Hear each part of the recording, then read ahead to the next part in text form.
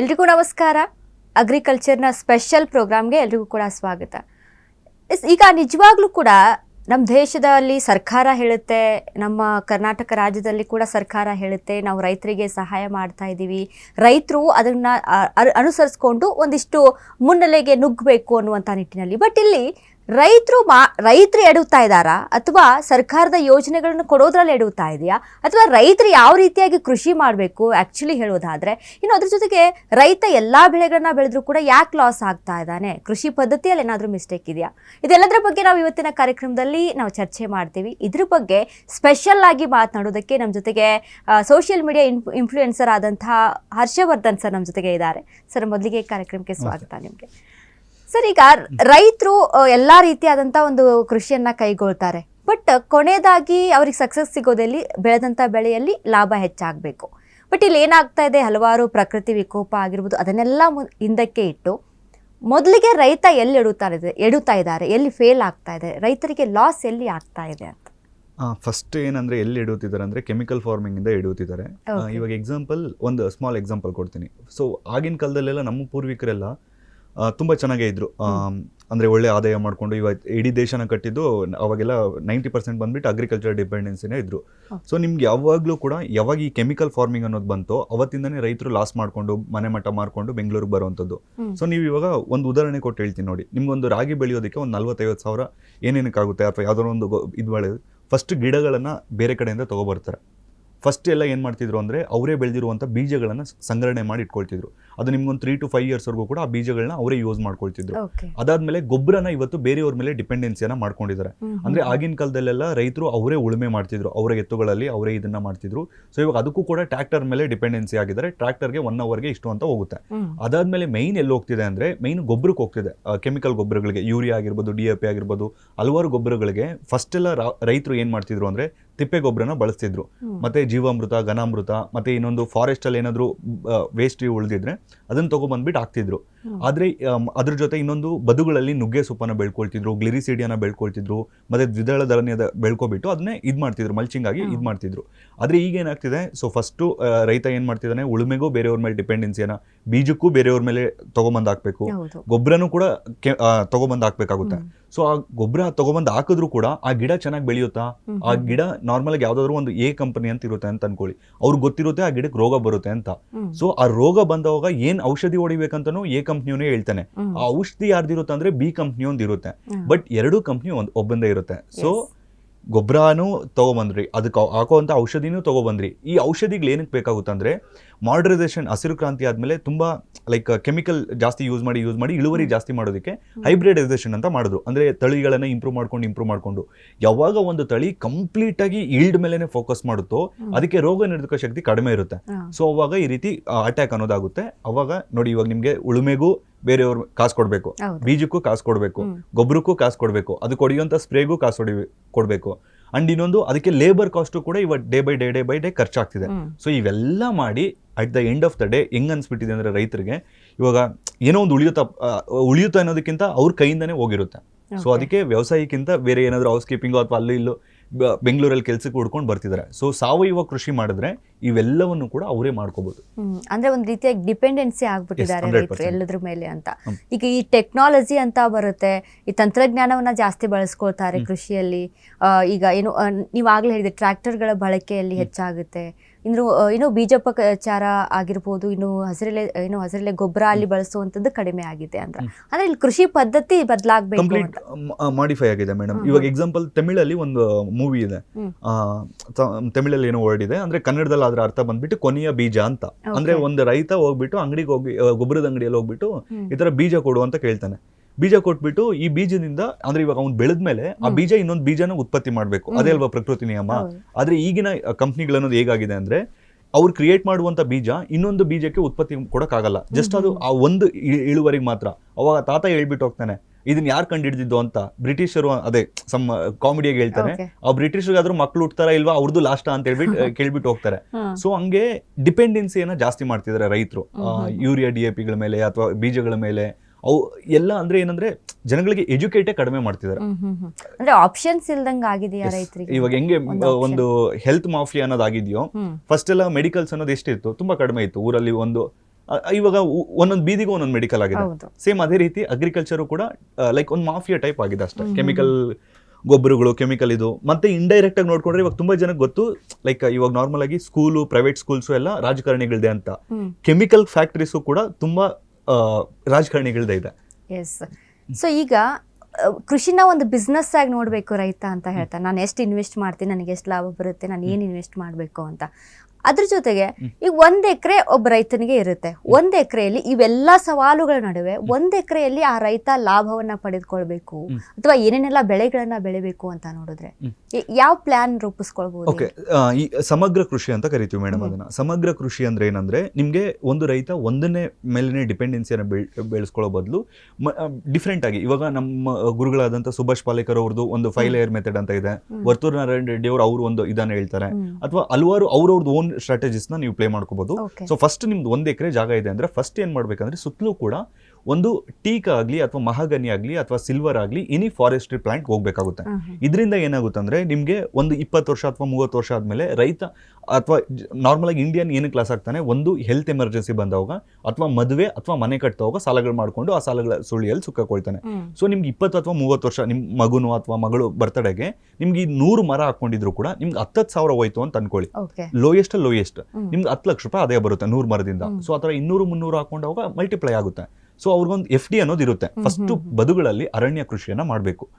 So ಅದು ತುಂಬಾ ಜನ ಹೇಳೋದು ಇವಾಗ ನೆರಳಾಗುತ್ತೆ ಅಂತ. ನಾರ್ಮಲ್ ಆಗಿ ನೀವು ಇದು ಸೈಡ್ ಬ್ರಾಂಚಸ್ ಬರುತ್ತಲ್ವಾ, ಅದನ್ನ ಇದ್ ಮಾಡ್ತಾ ಇದ್ರೆ ಏನಾಗಲ್ಲ. 10x10 ಅಥವಾ ಒಂದು ಡಿಸ್ಟೆನ್ಸ್ ಅನ್ನ ಜಾಸ್ತಿ ಮಾಡ್ಕೊಂಡ್ರು ಕೂಡ ಏನಾಗಲ್ಲ. ಅಂಡ್ ಎರಡನೇದು ಬಂದ್ಬಿಟ್ಟು ಒಂದು ತೆಂಗನ್ನ ಆಗಿನ ಕಾಲದಲ್ಲಿ ನಮ್ಮ ಹಿರಿಯರು ಕಲ್ಪವೃಕ್ಷ ಅಂತ ಪ್ರತಿಯೊಂದು ತೋಟದಲ್ಲೂ ತೆಂಗು ಅನ್ನೋದು ಇರ್ತಿತ್ತು. ಈಗ ತೆಂಗು ಅನ್ನೋದು ಡೇ ಬೈ ಡೇ ಕಡಿಮೆ ಆಗ್ತಿದೆ. ನೀವು ಲಾಸ್ಟ್ ಇಯರ್ ನೋಡ್ಕೊಂಡ್ರೆ ಆಲ್ಮೋಸ್ಟ್ ಡಬಲ್ ಆಯ್ತು ಪ್ರೈಸ್. ಸೊ ಇನ್ನು ಮುಂದಿನ ವರ್ಷಗಳಲ್ಲಿ ಇನ್ನೂ ಜಾಸ್ತಿ ಆಗುವಂತ ಚಾನ್ಸ್ ಇದೆ. ತೆಂಗನ್ನ ಬೆಳ್ಕೋಬಹುದು. ನೋಡಿ, ಒಂದು ಉದಾಹರಣೆ ಕೊಟ್ಟು ಹೇಳ್ಬೇಕಂದ್ರೆ ಒಂದು 100 ತೆಂಗಿನ ಗಿಡ ಹಾಕೊಳ್ಳಿ. ಒಂದು ತೆಂಗಿನ ಗಿಡಕ್ಕೆ ಇವತ್ತು ಲೀಸ್ಗೆ 2,000 ರೂಪಾಯಿ ಇದೆ. ಇವಾಗ ಯಾರೊಬ್ರು ಡಿಗ್ರಿಗೆ ಹೋಗೋ ಬದಲು ಅಂದ್ರೆ ಒಂದು BCom ಅಥವಾ BSc ಇಂಜಿನಿಯರಿಂಗೋ 4 ವರ್ಷ ಅಂತ ಅನ್ಕೊಳ್ಳಿ. ಅದೇ 4 ವರ್ಷದಲ್ಲಿ ಅವ್ನು ಏನ್ ಇಂಜಿನಿಯರಿಂಗ್ ಕೋರ್ಸ್ಗೆ 1 ಲಕ್ಷ ರೂಪಾಯಿ ಕೊಡ್ತಾನೋ ಅದೇ 1 ಲಕ್ಷ ರೂಪಾಯಿ 100 ತೆಂಗಿನ ಗಿಡ ಹಾಕದ ಅಂತ ಅನ್ಕೊಳ್ಳಿ. 1 ಲಕ್ಷನೂ ಬೇಕಾಗಲ್ಲ, ಆಯ್ತು ಅನ್ಕೊಳ್ಳಿ 1 ಲಕ್ಷ ಆಗುತ್ತೆ ಅಂತ. ಸೊ 4 ವರ್ಷದಲ್ಲಿ ಈ ತೆಂಗಿನ ಮರನೇ ಅವ್ನು ಇಂಜಿನಿಯರಿಂಗ್ ಹೋಗಿ ಓದಿ ಎಷ್ಟು ಕೊಡ್ತಾರೆ, ಒಂದು 40,000 ರೂಪಾಯಿ ಸ್ಟಾರ್ಟಿಂಗ್ ಅಲ್ಲಿ ಕೊಡ್ತಾರೆ. ಈ ತೆಂಗಿನ ಮರ ಅದಕ್ಕಿಂತ ಜಾಸ್ತಿ ಆದಾಯನ ಕೊಡುತ್ತೆ ಪ್ರತಿ ತಿಂಗಳು. ಸೊ ಒಂದು ಮರಕ್ಕೆ ಲೀಸ್ಗೆ 2,000 ರೂಪಾಯಿ ಇದೆ. ಲೀಸ್ ಕೊಡ್ತೀನಿ ಅಂದ್ರೂ ಕೂಡ ಅಂದ್ರೆ ನೀವೇನ್ ಗೊಬ್ಬರ ಮತ್ತೆ ನೀರು ಕೊಟ್ಕೋಬೇಕು, ಅವರೇ ಬಂದು ಕಿತ್ಕೊಂಡು ಹೋಗ್ತಾರೆ. ನೀವೇ ಕಿತ್ತು ಮಾರಿದ್ರೆ 4,000 ರೂಪಾಯಿಂದ 6,000 ರೂಪಾಯಿ ಒಂದು ತೆಂಗಿನ ಮರದಲ್ಲಿ ಆದಾಯ ಮಾಡ್ಬೋದು. ಸೊ ತೆಂಗಿನ ಮರದಲ್ಲೇ ಎಷ್ಟಾಯ್ತು, ಮಿನಿಮಮ್ 100 ಮರ ಹಾಕೊಂಡ್ರು ಕೂಡ 4 ಲಕ್ಷ ರೂಪಾಯಿ ಆ ಒಂದು ಈ ರೈತ ಅನ್ನೋದು ಆದಾಯ ಮಾಡ್ಬೋದು. ಬಟ್ 1 ಎಕರೆಯಲ್ಲಿ 100 ಮರ ಹಾಕಕ್ಕಾಗಲ್ಲ, 50 ಮರ ಹಾಕೋಬಹುದು. 50 ಮರದ ಸೆಂಟ್ರಲ್ಲಿ ಹಾರ್ಟಿಕಲ್ಚರ್ ಕ್ರಾಪ್ಸ್ಗೆ ಹೋದ್ರೆ ರೈತನಿಗೆ ಈಸಿ ಇರುತ್ತೆ ಮೇಡಮ್. ಹಾರ್ಟಿಕಲ್ಚರ್ ಕ್ರಾಪ್ಸ್ ಅಂದ್ರೆ ಇವಾಗ ಒಂದು ಉದಾಹರಣೆ ಕೊಟ್ಟು ಹೇಳ್ತೀನಿ. ಬಟರ್ ಫ್ರೂಟ್ ಅಂತ ಬರುತ್ತೆ, ನಟ್ಮಗ್ ಅಂತ ಬರುತ್ತೆ, ಮೆಕಡೋಮಿಯಾ ಅಂತ ಬರುತ್ತೆ, ಹಲವಾರು ಹಣ್ಣಿನ ಗಿಡಗಳು. ಸೊ ಇವೆಲ್ಲ ಕೂಡ ನಿಮ್ಗೆ ಒಂದ್ಸಲ ಹಾಕೊಂಡಿದ್ದೀರಾ ಅಂದ್ರೆ 3 ವರ್ಷ ಅದನ್ನ ನೋಡ್ಕೊಂಡ್ರೆ ಅವು ನಿಮ್ಮನ್ನ 100 ವರ್ಷ ನೋಡ್ಕೊಳ್ತವೆ ಅಂತ ಕರಿತೀವಿ. ಸೊ ಈ ತರ ಬೆಳೆಯೋದ್ರಿಂದ ಮತ್ತೆ ಅದರ ಸೆಂಟ್ರಲ್ಲೂ ಕೂಡ ವೆಜಿಟೇಬಲ್ ಬೆಡ್ಸ್ ಅಂತ ಕ್ರಿಯೇಟ್ ಮಾಡ್ಕೊಂಡು ನೀವು ವೆಜಿಟೇಬಲ್ಸ್ ಅನ್ನ ಬೆಳ್ಕೋಬಹುದು. ಸೊ ಒಟ್ನಲ್ಲಿ ಸಿಂಪಲ್ ಆಗಿ ಹೇಳ್ಬೇಕಂದ್ರೆ ಸಮಗ್ರ ಕೃಷಿಯನ್ನ ಮಾಡಬೇಕು. ಅಂದ್ರೆ ಒಂದು ರೈತ ಬದುಗಳಲ್ಲಿ ಫಾರೆಸ್ಟ್ರಿ ಪ್ಲಾಂಟ್ಸ್ ಹಾಕೋಬೇಕು, ಹಾರ್ಟಿಕಲ್ಚರ್ ಪ್ಲಾಂಟ್ಸ್ ಇರಬೇಕು, ಕೋಳಿಯನ್ನು ಸಾಕಬೇಕು, ಕುರಿಯನ್ನು ಸಾಕಬೇಕು, ಮೇಕೆ ಹೈನುಗಾರಿಕೆಯನ್ನು ಕೂಡ ಮಾಡಬೇಕು. ಸೊ ಹಿಂಗ್ ಮಾಡಿದವಾಗ ರೈತ ಲಾಸಸ್ ಅನ್ನೋದು ಕಡಿಮೆ ಆಗುತ್ತೆ. ಇವೆಲ್ಲದಕ್ಕಿಂತ ಸಿಂಪಲ್ ಆಗಿ ಹೇಳ್ಬೇಕಂದ್ರೆ 1 ಎಕರೆ ಇದೆ ಅಂದ್ರೆ 1 ಎಕರೆನ 4 ಭಾಗ ಮಾಡ್ಕೊಳ್ಳಿ. 4 ಭಾಗ ಅಥವಾ ನಿಮ್ಮ ಹತ್ರ ಎಷ್ಟು ಎಕರೆ ಇದೆಯೋ ಅದನ್ನ ಜಾಸ್ತಿ ಭಾಗಗಳು ಮಾಡ್ಕೊಳ್ಳಿ. 4 ಡಿಫ್ರೆಂಟ್ ಬೆಳೆಗಳನ್ನ ಬೆಳೀರಿ. ಸೊ ಒಂದಕ್ಕೆ ರೇಟ್ ಕಡಿಮೆ ಸಿಕ್ತು ಅಂದ್ರೂ ಕೂಡ ಒಂದರಲ್ಲಿ ಬ್ಯಾಲೆನ್ಸ್ ಆಗೋಕೆ ಚಾನ್ಸ್ ಆಗುತ್ತೆ. ಸೊ ಈಗ ಅಂದ್ರೆ ನಾವು ಎಲ್ಲೇ ಒಂದು ಬೆಳೆಯನ್ನ ಬೆಳಿತೀವಿ, ನಂದು ಬರೀ 1 ಎಕರೆ ಇದೆ ಅಪ್ಪ, ನಾನು ಏನ್ ಮಾಡಕ್ ಸಾಧ್ಯ, ಅವ್ರದ್ದು 100 ಎಕರೆ ಇದೆ, 10 ಎಕರೆ ಇದೆ, ಅವರೆಲ್ಲ ಶ್ರೀಮಂತರು ಅಂತ ರೈತ ಥಿಂಕ್ ಮಾಡ್ತಾರೆ. ಬಟ್ ಇರೋ 1 ಎಕರೆಯಲ್ಲೇ ವೈಜ್ಞಾನಿಕವಾಗಿ ಯಾವ ರೀತಿಯಾಗಿ ಬೆಳಿಬೇಕು ಅನ್ನೋದನ್ನ ತಿಳ್ಕೊಬೇಕು ಮೊದಲು ರೈತರು. ಈಗೆಲ್ಲ ಬೆಳೆಯನ್ನ ಬೆಳಿತಾರೆ ಸರ್, ಅಲ್ಲಿ ಎಡುವಂಥದ್ದು ಎಲ್ಲಿ ಅಂದ್ರೆ ಇವರು ರೈತರು ನನಗೆ ಅನ್ಸಿರೋ ಪ್ರಕಾರ ಈ ಗೊಬ್ಬರದ ನಿರ್ವಹಣೆಯಲ್ಲೇ ಎಡು ಬಿಡ್ತಾರೆ ಅಂತ. ಅಷ್ಟೆಲ್ಲ ಖರ್ಚು ಮಾಡಿ ಹಾಕ್ತಾರೆ. ಈಗ ನಾವು ಆಗ್ಲೇ ಮಾತನಾಡಿದ್ವಿ ಸಾವಯವ ಕೃಷಿಯಲ್ಲಿ ಮಾಡ್ಕೋಬೇಕು ಅಂತ. ಬಟ್ ರೈತನಿಗೆ ಆಪ್ಷನ್ ಇಲ್ದಿರುವಂತ ರೀತಿ ಆಗ್ಬಿಟ್ಟಿದೆ. ಸೊ ಅಂದ್ರೆ ಲಿಮಿಟೇಷನ್ಸ್ ಏನಾದ್ರೂ ಇದೆಯಾ ಅಲ್ಲಿ ಅಂತ ರೈತನಿಗೆ? ರೈತರನ್ನ ಲೈಕ್ ಯಾವುದೇ ಕಾರಣಕ್ಕೂ ರೈತರನ್ನ ಶ್ರೀಮಂತರಾಗಿ ಮಾಡಬಾರ್ದು ಅಂತ ಹೇಳ್ಬಿಟ್ಟು ಸರ್ಕಾರಗಳೆಲ್ಲ ಕೂಡ ಇದಾಗಿದೆ. It's not about BJP or Congress. ಏನಕ್ಕಂದ್ರೆ ರೈತ ಏನಾದ್ರು ಇವಾಗ ಸಾವಯವ ಕೃಷಿ ಮಾಡಿ ಮುಂದೆ ಬಂದ್ಬಿಟ್ಟ ಅಂದ್ರೆ ಅವ್ನಿಗೆ ಸ್ವಲ್ಪ ಥಿಂಕಿಂಗ್ ಲೆವೆಲ್ ಬಂದ್ಬಿಡುತ್ತೆ. ಸೊ ಅವ್ರ ಮಕ್ಕಳನ್ನೆಲ್ಲ ಒಳ್ಳೆ ಸ್ಕೂಲಲ್ಲಿ ಸೇರಿಸ್ಬಿಡ್ತಾರೆ. ಸೊ ಅವಾಗ ರೈತರು ಇವ್ರು ಕೂಡ 500 ರೂಪಾಯಿ 1000 ರೂಪಾಯಿ ಓಟ್ ಹಾಕಲ್ಲ. ಅಂದ್ರೆ ಇವ್ರು ಆಶ್ವಾಸನೆಗಳಿಗೆ ಲೈಕ್ ಏನದು ಸಾಲ ಮನ್ನಾ ಮಾಡ್ತೀವಿ ಅಂದ್ರೆ ಅವ್ರ ಕೈ ಕಾಲು ಹಿಡಿಯಲ್ವಲ್ಲ. ಅದಕ್ಕೋಸ್ಕರನೇ ರೈತರನ್ನ ಅದೇ ಲೆವೆಲ್ ಅಲ್ಲಿ ಇಡ್ಬೇಕು, ರೈತರನ್ನೇ ಅಂತಲ್ಲ ನಮ್ಮ ಇಂಡಿಯನ್ಸ್ನ ಅದೇ ಲೆವೆಲ್ ಅಲ್ಲಿ ಇಡ್ಬೇಕು ಅಂತ ಸರ್ಕಾರ ಯಾವುದೇ ಕಾರಣಕ್ಕೂ ಎಜುಕೇಟ್ ಮಾಡ್ತಿಲ್ಲ ಜನಗಳನ್ನ. ಒಂದು ಉದಾಹರಣೆ ಕೊಡ್ತೀವಿ ನೋಡಿ, ಪ್ರತಿ ಗ್ರಾಮ ಪಂಚಾಯತಿಗೂ ಒಂದು ಬಾರ್ ಇದೆಯಾ? ಆದ್ರೆ ಪ್ರತಿ ಒಂದು ಗ್ರಾಮ ಪಂಚಾಯತಿಗೆ ಯಾಕೆ ರೈತ ಸಂಪರ್ಕ ಕೇಂದ್ರ ಇಲ್ಲ? ಅದು ರೈತ ಸಂಪರ್ಕ ಕೇಂದ್ರ ಹೋಬಳಿಗೋ ಮತ್ತೆ ಅದರಲ್ಲೂ ಹೋಬಳಿಯಲ್ಲೂ ಕೂಡ ಸರಿಯಾಗಿ ಮಾಹಿತಿ ಕೊಡಲ್ಲ, ತಾಲೂಕುಗೆ ಅಥವಾ ಇದಕ್ಕೆ ಹೋಗ್ಬೇಕಾಗುತ್ತೆ. ಸೊ ಗ್ರಾಮ ಪಂಚಾಯತಿಯಲ್ಲಿ ಬಾರು ಪ್ರತಿಯೊಬ್ಬನಿಗೂ ಚಿಕ್ಕ ಮಗುಗೆ ಬೇಕಾಗುತ್ತಾ? ಇಲ್ಲ. ಅದೇ ರೈತ ಬೆಳೆಯುವಂತ ಬೆಳೆ ಚಿಕ್ಕ ಮಗುವಿಂದ ಸಾಯೋವರೆಗೂ ಬೇಕು. ಯಾಕೆ ಗ್ರಾಮ ಪಂಚಾಯತಿಯಲ್ಲಿ ರೈತ ಸಂಪರ್ಕ ಕೇಂದ್ರ ಇಲ್ಲ? ಸೊ ಸರ್ಕಾರನೇ ಫಿಕ್ಸ್ ಆಗ್ಬಿಟ್ಟಿದೆ, ರೈತರನ್ನ ಉದ್ಧಾರ ಮಾಡಬಾರ್ದು, ಉದ್ಧಾರ ಮಾಡಿದ್ರೆ ಅವ್ರು ನಮ್ಮ ಮಾತು ಕೇಳಲ್ಲ, ಅವ್ರು ನಮ್ಗಿಂತ ಮುಂದೆ ಹೋಗ್ಬಿಡ್ತಾರೆ ಅಂತ ಹೇಳ್ಬಿಟ್ಟು. ಸೊ ಇವಾಗ MLA MP ಎಲ್ಲ ಹೋದ್ರೆ ಅವ್ರ ಹಿಂದೆ ಎಲ್ಲ ಪಂಚೆಗಳು ಹಾಕೊಂಡು ಓಡಾಡೋದು ನೋಡಿರ್ತೀರ. ಅವರೆಲ್ಲ ಇವಾಗ ಅವ್ನು ತೋಟದಲ್ಲ ಅವ್ನು ಶ್ರೀಮಂತನಾಗಿ ಅವನು ಬ್ಯುಸಿ ಆಗೋದ್ರೆ ಇವು MLA MP ಮಾತುಗಳೆಲ್ಲ ಯಾರು ಕೇಳ್ತಾರೆ? ಅದಕ್ಕೋಸ್ಕರನೇ ಸರ್ಕಾರ ಯಾವುದೇ ಕಾರಣಕ್ಕೂ ರೈತರನ್ನ ಉದ್ಧಾರ ಆಗಕ್ಕೆ ಬಿಡಲ್ಲ. ಬೇಕಿದ್ರೆ ಸಾಲ ಮನ್ನಾ ಮಾಡ್ಬೇಕಾ? ಮಾಡ್ತಾರೆ. ಬೇಕಿದ್ರೆ ಯೂರಿಯಾ DAP ಕೆಮಿಕಲ್ ಗೊಬ್ಬರಗಳ ಮೇಲೆ ಮತ್ತೆ ಇನ್ನೂ ಸಬ್ಸಿಡಿ ಕೊಡ್ಬೇಕಾ? ಕೊಡ್ತಾರೆ. ಆದ್ರೆ ಎಜುಕೇಟ್ ಮಾಡಲ್ಲ ರೈತರನ್ನಾಗ್ಲಿ ಅಥವಾ ಯುವ ರೈತರನ್ನಾಗ್ಲಿ ಯಾರನ್ನೂ ಎಜುಕೇಟ್ ಮಾಡಲ್ಲ. ಅದಕ್ಕೆ ಈಗ ನಮ್ಮ ದೇಶದಲ್ಲಿ ಯಾವ್ದು ಫ್ರೀ ಸಿಗಲ್ಲ ಅಂದ್ರೆ ಒಂದು ಎಜುಕೇಶನ್, ಒಂದು ಹಾಸ್ಪಿಟಾಲಿಟಿ, ಇವು ಫ್ರೀ ಸಿಗೋಂತ ಫ್ರೀಯಲ್ಲೂ ಕೂಡ ಸರಿಯಾದಂತ ಸೌಕರ್ಯಗಳು ಇರಲ್ಲ. ಬಟ್ ಇಲ್ಲಿ ಎಜುಕೇಶನ್ ಅನ್ನೋದು ತುಂಬಾ ಇಂಪಾರ್ಟೆಂಟ್ ರೈತರಿಗೆ ಅಂತ ಹೇಳ್ತೀರಾ. ಸೊ ಇದೀಗ ಅದೇ ಈಗ ಸರ್ಕಾರನೇ ಒಂದಿಷ್ಟು ಗೊಬ್ಬರಗಳನ್ನೆಲ್ಲ ಕೊಡ್ತಾ ಇದೆ, ಅದ್ರ ಮೇಲೆ ರೇಟ್ ಅನ್ನ ಹಾಕ್ತಾ ಇದೆ. ಅಂದ್ರೆ ಕೆಮಿಕಲ್ ಹಾನಿಕಾರಕ ಅಂತ ಗೊತ್ತಿದ್ರು ಸರ್ಕಾರ ಸಪೋರ್ಟ್ ಮಾಡುತ್ತೆ. ಒಂದ್ ಹೇಳ್ಬಿಡ್ತೀನಿ ನೋಡಿ, ಬಹುಶಃ ಮನುಷ್ಯ ಒಬ್ನೇ ಇಂಥ ವಿಕೃತ ಏನಂತಾರೆ ಅನಿಮಲ್, ಬೇರೆ ಪ್ರಾಣಿಗಳು ತಿನ್ಬಾರ್ದು ಅಂತ ಹೇಳ್ಬಿಟ್ಟು ತರಕಾರಿ ಅಥವಾ ಇದ್ರ ಮೇಲೆ ಔಷಧಿ ಹೊಡಿತಾನೆ, ಲಾಸ್ಟ್ ಅವನೇ ತಿಂತಾನೆ. ಸೊ ಬೇರೆಯವ್ರು ತಿನ್ಬಾರ್ದು ಅಂತ ಹೇಳ್ಬಿಟ್ಟು ಅದ್ರ ಮೇಲೆ ಒಂದು ವಿಷ ಹೊಡೆದಿರ್ತಾನೆ, ಆ ವಿಷನ ಅವನೇ ತಿಂತಾನೆ. ಅದು ಅವನಿಗೆ ಗೊತ್ತಾಗಲ್ಲ, ಲೇಟರ್ ಆನ್ ಗೊತ್ತಾಗ್ತಾ ಇರುತ್ತೆ. ಓಕೆ, ಇವಾಗೆಲ್ಲ ಇಷ್ಟು ರೋಗಗಳು ಏನಕ್ಕೆ ಜಾಸ್ತಿ ಆಗ್ತಿದೆ ಅಂದ್ರೆ main because of food. Agriculture and health ಬಂದ್ಬಿಟ್ಟು ಎರಡು ಲಿಂಕ್ಡ್ ಇರುತ್ತೆ. ಸೊ ಒಳ್ಳೆ ಆಹಾರ ತಗೊಂಡ್ರೆ ಆಟೋಮೆಟಿಕ್ ಆರೋಗ್ಯವಾಗಿರ್ತೀವಿ. ಬಟ್ ಯಾರು ತಗೊಳ್ತಾ ಇಲ್ಲ, ಜನನು ಅಷ್ಟು ಸೋಂಬೇರಿಗಳು ಮಾಡಿ ಇಟ್ಟಿದ್ದಾರೆ ಸರ್ಕಾರ. ಹೆಲ್ತ್ ಚೆನ್ನಾಗಿರ್ಬೇಕು ಅಂತ ನಾವೆಲ್ಲ ಮಾಡ್ತೀವಿ, ಬಟ್ ಅಲ್ಲಿ ಹೆಲ್ತ್ಗೆ ತಿನ್ನುವಂತ ಬೆಳೆಗೆ ಏನ್ ಹಾಕ್ತಾ ಇದೆ? ವಿಷಾನೇ ಹಾಕ್ತಾ ಇದೆ. ರೂಟ್ ಕಾಸ್ ಇದೆ. ಇವಾಗ ನೋಡಿ ಎಕ್ಸಾಂಪಲ್, ತುಂಬಾ ರೈತರು ಇಲ್ಲಿ ಸುತ್ತಮುತ್ತಲು ನೋಡಿರ್ಬೋದು, ರೀಸೆಂಟ್ ಆಗಿ ಒಂದು ಸರ್ವೆ ಕೂಡ ಆಗಿದೆ. 22 ತರಕಾರಿಗಳಲ್ಲಿ ಕ್ಯಾನ್ಸರ್ ಕಾರಕ ಅಂತ ಕೆಮಿಕಲ್ಸ್ ಪತ್ತೆ ಆಗಿದೆ. ಸೊ ಅದನ್ನ ಯಾರು ಇದ್ ಮಾಡಲ್ಲ. ಇವಾಗ ಎಕ್ಸಾಂಪಲ್ ನಾವು ಹೋಗ್ತೀವಿ, ಪಲಾವ್ ತುಂಬಾ ಒಳ್ಳೇದು ಅಂತ ಬಿಟ್ಟು, ಪಾಲಕ್ ಸೊಪ್ಪು ತುಂಬಾ ಒಳ್ಳೇದು ಅಂತ ಬಿಟ್ಟು ತಗೊಬಂದು ತಿನ್ನಕ್ ಹೋಗ್ತಾರೆ. ಅದ್ರಲ್ಲಿ ಯಾವ ನೀರು ಯೂಸ್ ಮಾಡಿರ್ತಾರೆ, ಅದ್ರಲ್ಲಿ ಯಾವ ನೀರಲ್ಲಿ ತೊಳೆದಿರ್ತಾರೆ, ಅಥವಾ ಅದನ್ನ ಯಾವ ಕೆಮಿಕಲ್ ಹಾಕ್ತಾರೆ ಅಂತ ಹೇಳ್ಬಿಟ್ಟು ಯಾರಿಗೂ ಗೊತ್ತಿಲ್ಲ. ಸೊ ನಮ್ಮ ದೇಶದಲ್ಲಿ ಬಿಗ್ಗೆಸ್ಟ್ ಒಂದು ಕಾಮಿಡಿ ಅಥವಾ ಇದಂದ್ರೆ ಬಂದ್ಬಿಟ್ಟು ಹೆಲ್ತ್ ಅಂದ್ರೆ ಫುಡ್ ರೆಗ್ಯುಲೇಟರಿ ಅನ್ನೋದು ಅಷ್ಟೊಂದು ಸ್ಟ್ರಾಂಗ್ ಇಲ್ಲ. ಇವಾಗ ಬೇರೆ ದೇಶಗಳಲ್ಲಿ ಬ್ಯಾನ್ ಆಗಿರುವಂತ ಕೆಮಿಕಲ್ಸ್ ನಮ್ಮ ದೇಶದಲ್ಲಿ ಇದ್ ಮಾಡ್ತಾರೆ. FSSAI ಅವರು ಏನ್ ಮಾಡ್ತಿದ್ದಾರೆ, ಯಾವ ರೀತಿ ಇದ್ ಮಾಡ್ತಿದ್ದಾರೆ ಅಂತ ಗೊತ್ತಿಲ್ಲ. ಸೊ ಕೆಮಿಕಲ್ಸ್ ಅನ್ನೋದು ಡೇ ಬೈ ಡೇ ಜಾಸ್ತಿ ಆಗ್ತಿದೆ. ಸೊ ಅದಕ್ಕೆ ಮೈನ್ ರೀಸನ್ FSSAI ಅವರು ರೆಗ್ಯುಲೇಟರಿ ಅನ್ನೋದು ಅಷ್ಟೊಂದು ಚೆನ್ನಾಗಿಲ್ಲ. ಅದು ಯಾಕೆ ಚೆನ್ನಾಗಿಲ್ಲ ಅಂದ್ರೆ ಇಟ್ಸ್ ಲಿಂಕ್ ಟು ಕೆಮಿಕಲ್ಸ್. ಎಲ್ಲಾ ಕೆಮಿಕಲ್ ಫ್ಯಾಕ್ಟ್ರೀಸ್ ಪಾಲಿಟಿಷಿಯನ್ಸ್. ಸೊ ಒಂದು ಚೈನ್ ಲಿಂಕ್ ಚೆನ್ನಾಗಿ ಕ್ರಿಯೇಟ್ ಮಾಡಿ ಇಟ್ಕೊಂಡಿದ್ದಾರೆ. ಅದೇ ಈಗ ನಮ್ಗೆ ವ್ಯವಸಾಯ, ಈಗ ನಾನು ವ್ಯವಸಾಯ ಮಾಡ್ತೀನಿ, ರೈತರಿಗೆ ಈಗ ಆಪ್ಷನ್ ಕೆಲವೊಂದು ಕೆಟಗರೀಸ್, ಈಗ ರೈತರು ಅಂದ್ರೆ ರೈತನೇ ಆಗ್ಬೇಕು, ರೈತ ಮನಿತನ ಅಂತ ಬಂದ್ರೆ ರೈತನ ಅಜ್ಜ ಹಾಕಿದ ಆಲದ ಮರ ಅನ್ನೋ ರೀತಿಯಲ್ಲಿ ಬರ್ತಾ ಇರುತ್ತೆ. ಬಟ್ ರೈತ ಆದಾಗ ಅವ್ರ ಕೃಷಿ ಪದ್ಧತಿನೂ ಅದೇ ರೀತಿಯಲ್ಲೇ ಇರುತ್ತೆ. ಇಲ್ಲಿ ವ್ಯವಸಾಯದಲ್ಲಿ ನಾನು ಲಾಭ ಮಾಡಬೇಕು, ಪ್ರಾಫಿಟ್ ಮಾಡ್ಕೋಬೇಕು ಅಂತ ಅಂದ್ರೆ ಅವ್ರ ಪದ್ಧತಿಗಳನ್ನ ಚೇಂಜ್ ಮಾಡ್ಕೊಳ್ಬೇಕು ಅಂತ ಹೇಳ್ತೀರಾ? ಒಂದು ಇವಾಗ ಇದೊಂದು ಹೇಳಿದ್ರಿ, ಇನ್ನೊಂದು ತುಂಬಾ ಇಂಪಾರ್ಟೆಂಟ್ ಟಾಪಿಕ್, ರೈತರ ಮಕ್ಕಳಿಗೆ ಯಾರು ಹೆಣ್ಣು ಕೊಡ್ತಿಲ್ಲ ಅಂತ ಹೇಳ್ಬಿಟ್ಟು.